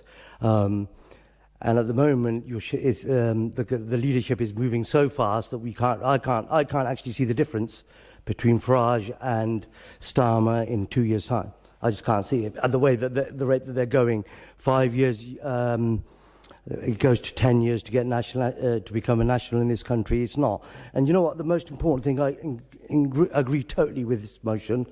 The only thing that I will say is what's behind this. So at the moment, no matter where you are, whatever side of the Palestinian conflict that you are, you do have sympathy as a human towards people from Gaza. Okay, but next year, when they're homeless and they manage to find a route through thick or thin to get to this country, lots of people are going to start hating them. Okay, they're going to say, why they come here? We're going to get the same thing. Where have these people turned up from? Why are they coming here? How can we help them? So we need to step back and say, right, what are we doing? Our government is supporting the Israeli genocide there at the moment. It might not be through funding, but it's through parts, it's through reconnaissance, aircraft missions and everything. We need to stop that so we don't have refugee problems in this country, because if we want to be a power in the world, or we pretend to be, or we think we are, then actually we need to go out there, put our front foot forward and say, no, we don't agree with this, not tacitly support our allies no matter what they do. We need to be strong there, not strong on the people that come here who are already suffering, so they're making their way here because they're suffering. Yes, when the time's difficult now, our communities, they suffer, they feel a bit threatened when they can't have housing. But you know what? It's a culmination of me first. And at the moment, we need to stand up and say, you know what? We live in a global world now, like Councillor Malik said earlier on. We live in a global world. We can't just be isolationist and say, oh, not for me or not here. We need to stand forward. And I urge you all, really, because you have the means to stop or affect change within the government at the moment, and hopefully we can stop this far-right procession towards making our country unwelcome to refugees and anybody that looks like a minority. Thank you. Councillor Malik. Thank you, Lord Mayor. Can I thank Councillor Powell and the other to bring this motion to the Council. And also I'd like to thank Chris Jarvis and the others turning up all these anti-racism demonstration and everything, and the ex-Green Councillor is very good. You guys turn up and you make your voice heard and you support these things. I think hatred have no place in this beautiful city. I'm very lucky to live 35 years in a wonderful city. And you know what? One thing is, we all sit here, we have a very different political policy differences, but when it comes to humanity and against the hatred, it's nice to see we're all united. So this is what makes me Oxfordian. This is why I choose to live in this city. And I'm very proud the city who represent the diversity from all over. You know, on the funny side, sometimes I say to my colleague, you know, wonder, obviously I'm not in a position to call and run any scheme, but people who are against the migrant, if one day, if we can say, apart from the emergency services workers, can we just sit home and do nothing, and let's see how the services go. See how the NHS will operate. See how the people get A to B, even the taxi drivers, the bus drivers. So the people, I mean, world is a global village. But unfortunately, the way rest of the European politics gone, the fear has come along. If you really talk about on the principal matter, successive government have gone to sell their arm and ammunition and invaded and attacked the other countries, and people making it homeless. And then we're crying, oh, why these people are coming here? No disrespect. Well, British Empire went everywhere. We never found them. British found us, and they end up with us. And here we are, you know. So that's the dark reality, but we are contributing to it. Look at around you, whichever party you are, the people are, whichever background they come from, they're contributing into the system. We sit in here, we're trying to do our best to improve the city. So these all things has become, the reason is because now, yeah, there are very good people maybe on, to my left, but the reality which we can't hide is the government is trying to just catch Nigel Farage because he's going up in the polls, and the government, I think they should stick to their principles. Yeah, hate will lose. And equally, Councillor Sanderson talk and the others, well, whatever Israeli government does, it has nothing to do with the Jewish community around the world. It doesn't matter. Equally, like when some other religious people do, and it has nothing to do with the other people. So do not blame the community or the religious people because some governmental actions. So let's stay united and let's beat this hate and move forward. Thank you. Thank you. Councillor Jafari Marbini. I'm afraid that the last few weeks have been really distressing and have made me really, really sad. Because actually, when people talk about rapists, and there is actually so much Islamophobia in the commentary made online and on social media, and it's actually constantly repeated to us on the doorstep. Simon and I both hear it. It's not, and I'm sure in your wards as well, that is just out and out, basically saying every single Muslim man is a rapist. Like, that is almost repeated word for word in a lot of stuff that is said all the time. My father is one of those men, and my father was only able to come via a route which was available to him from Iran, and there are lots of Iranians and Kurdish people at the hotel because they don't have those routes open to them. But I'm going to start in Oxford, I'm going to come to the end to Oxford again about solutions of where we can go from here. Unfortunately, it is not just the Tommy Robinsons, the Larry Ellisons who's brought up TikTok that are producing these videos that are getting shared so rapidly that we can't even keep track of them. But it's actually the fact that it is coming from central government. Words like land of strangers. The land of strangers is because there's an elderly woman who can't actually get the bus to get where he needs to go. The land of strangers is because she's got a 10-minute slot with social care where she's not able to actually speak to anyone that she knows well. It's not actually the fault of the migrant that's actually wiping her bum that is the reason that she's lonely. That is not the reason. But yet it's being repeated ad nauseum by so-called leaders like Keir Starmer. And this phrasing, illegal migrant, it is not illegal to seek asylum. All of the people at the asylum hotel have sought asylum. That is not illegal. It is bad policy to place them all in one place in the most deprived part of Oxford and then expect there to be no issues arising. And it has actually been disgusting the last 48 hours that a pro-Palestinian anti-genocide movement has been labelled as the cause of an anti-Semitic hate crime. And it has actually been distressing to watch this, and it's been used to further try and reduce our rights. And that has been done by, unfortunately, the Labour government. And Defend Our Jury's pensioners holding up signs that have been arrested, including our own colleague, Councillor Imogen Thomas. I'm not sure whether you all were aware of that. So that is where we are at the moment. And the government is actually joining up with the far-right movement because it thinks that it's helping. But actually, the more you repeat this stuff, there's lots of evidence that the more you repeat these narratives, the more people are actually going to vote for the real thing. You can't out-reform reform. So what I urge this council to do, and the cabinet members specifically to do, the demos and shouting at each other doesn't work. I do engage people in conversation, however difficult what they're saying to me to hear is. All those sorts of things about not feeling safe about is the asylum seekers, not the black ones, the Muslim ones. I try and engage people because we need to do that. And if they have real concerns about safety, we need to find out what's happened. Thank you, But Councillor. also, there is up, things please? like Barcelona. There is a Barcelona anti-rumour strategy, which I've already sent around to the cabinet members and to officers, which we can work on. There are humanising stories. There are lots and lots of stories of people, asylum seekers, in the hotel. And You're I well over urge time now, sorry. there I was to saying be we've a got several more strategy people to about get through. humanising people. If you could, thank you very much. Okay, Councillor Harley next. I'll be brief. I'm very supportive to all comments made by every previous speaker. But with regret, I cannot support part of point 2 of this resolution, and that's opposing the reopening of Campsfield House. I do not oppose the reopening, and it is purely on that point that I will not be supporting this motion. I will be abstaining. Thank you for keeping it brief. Councillor Regisford. Thank you.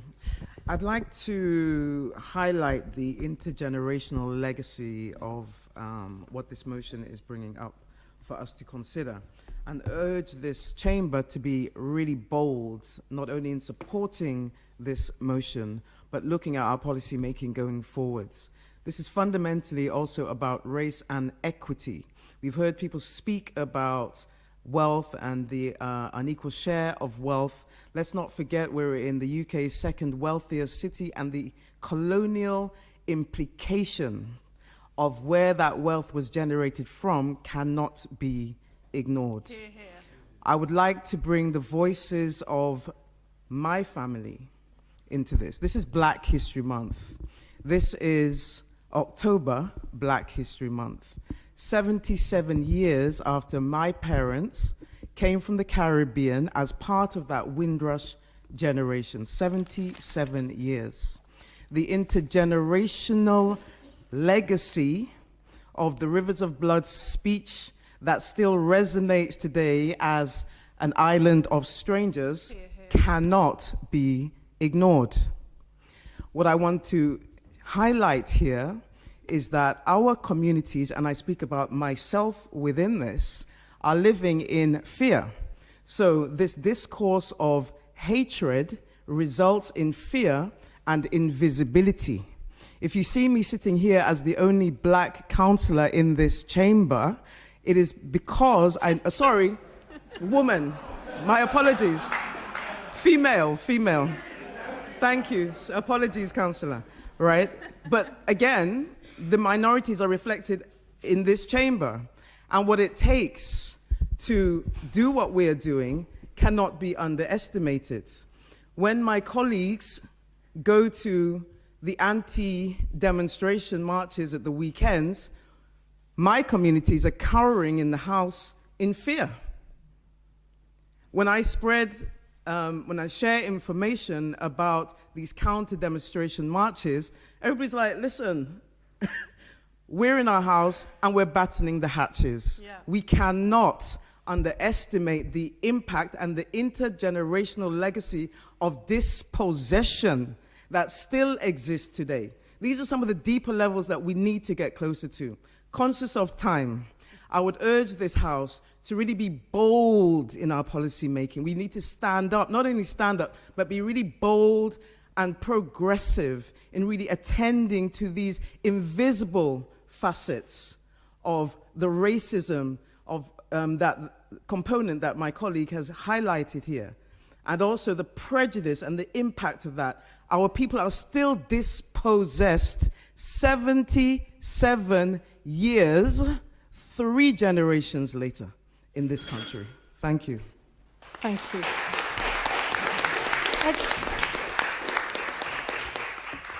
Councillor Mundy, did you have your hand up earlier? Yeah. You did, Yeah, I thought. I'll be Thank very you. brief. I'll be very brief. Great. Yeah, so I just wanted to draw reference really to Councillor Stair's contribution.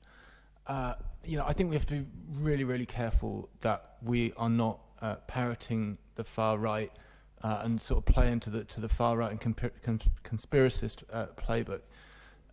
You know, as people have said, we do have tough conversations on the doorstep. It's not about, you know, listening to people's concerns they may be expressing in a troubled way or a way that reflects some misunderstandings about how the contribution that migrants make to our society and to our city. You have to be ready to challenge people when they speak in that way. You can't just sing to the tune that comes from the far right, that comes from Trumpism, and I'm sorry to say, but from the point of view of the Independent Oxfordshire Alliance, the links are too close to far right contributions, and I think you have to take a look at it. You have to take a look at it. Yeah.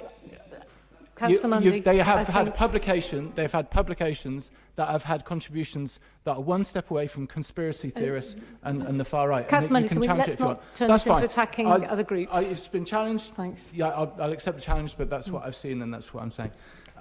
Look, just on another point, actually, in terms of Councillor Stairs, your contribution, factually, it really didn't make any sense to refer to leaving the back door open, because if you, in some ways, actually, in a similar sense, your biggest risk, actually, in terms of violence to, the women of a household or children of a household, is from the family members themselves. And I think we could actually notice that analogy does translate in some sense, and so in that sense, actually, your contribution didn't make sense. Thank you. Thank you. Okay. So we're then going to Councillor Jarvis to second, and then Councillor Powell after that.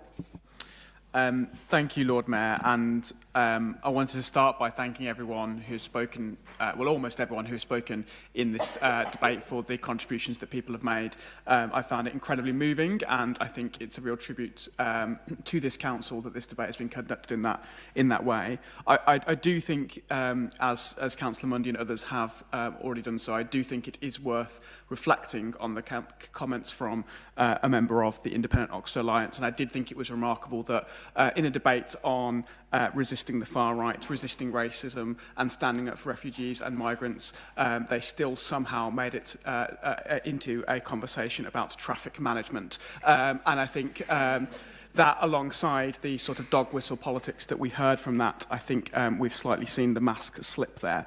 Now, I think what's really telling and really sad and really there's a grim irony in this is since this motion was drafted, we've had things getting a lot worse, and that's only in the last 2 weeks. It's already been mentioned at the start of this debate and at the start of this meeting, the two horrific racist attacks that we've seen across the country, and indeed the attack that we saw on the Central Oxford Mosque as well. We've also seen the disgusting, disgraceful, and rightfully described by the Prime Minister, racist policies coming out of Reform UK to retrospectively remove the indefinite leave to remain from almost 1 million people in this country and to start deporting people, which is frankly disgraceful. But also, of course, the government's own proposals on indefinite leave to remain, which, whilst not anywhere near as bad, are still making this country a more hostile environment for people who have chosen to live here. Just minutes ago, before this debate started, the leading light of the Tory right, Robert Jenrick, was quoted and found to have been saying that in one area of Birmingham he didn't see a single other white face, and that is a country that he didn't want to live in. That is stark, frank, disgusting racism at the top of the Tory party. Now, I grew up in Birmingham. My accent's partially gone, but some of you might be able to work it out.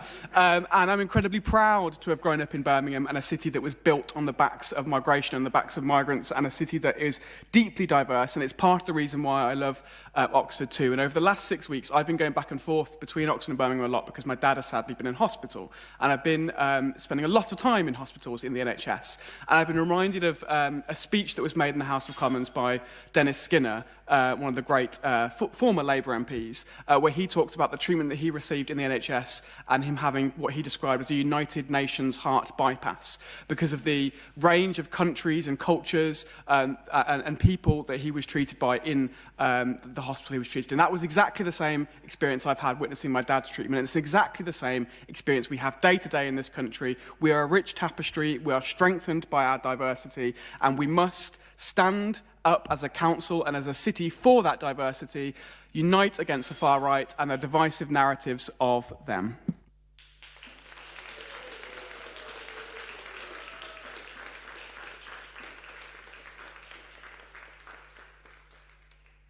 Thank you. Over to you, Councillor Powell. Summarise.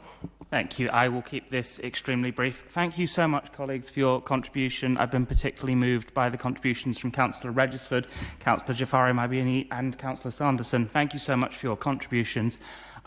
Thank you so much to the Labour Group members who've taken this opportunity to speak out as well. I think looking at the context, we have to be honest with the fact that current government policy is playing a part in this, and I do think it speaks to your integrity that you've chosen to speak in that context. I will briefly address the comments from Councillor Stairs. I have to say, speaking as a gay man, actually I felt there was an assonance there with that tendency to other people, to paint people as a danger purely because of their difference. And I really, really hope you will reflect on the implication of what you say, because that kind of divisive narrative is exactly the sort of thing that ultimately those in the far right want us to do. They want us to fight each other rather than stand together and support our communities. And I hope you will reflect on that. Thank you very much, everyone.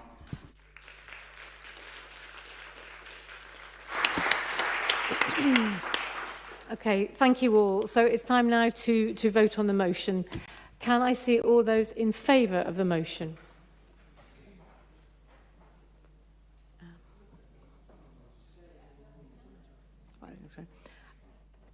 Thank you very much. Can I see those against the motion? And can I see abstentions? Okay, thank you very much. That's clearly overwhelmingly carried. Right. We don't have time for any more motions, but thank you for not making this last till 9 o'clock. So I think that is the end of the meeting. Thank you all very much. See you next.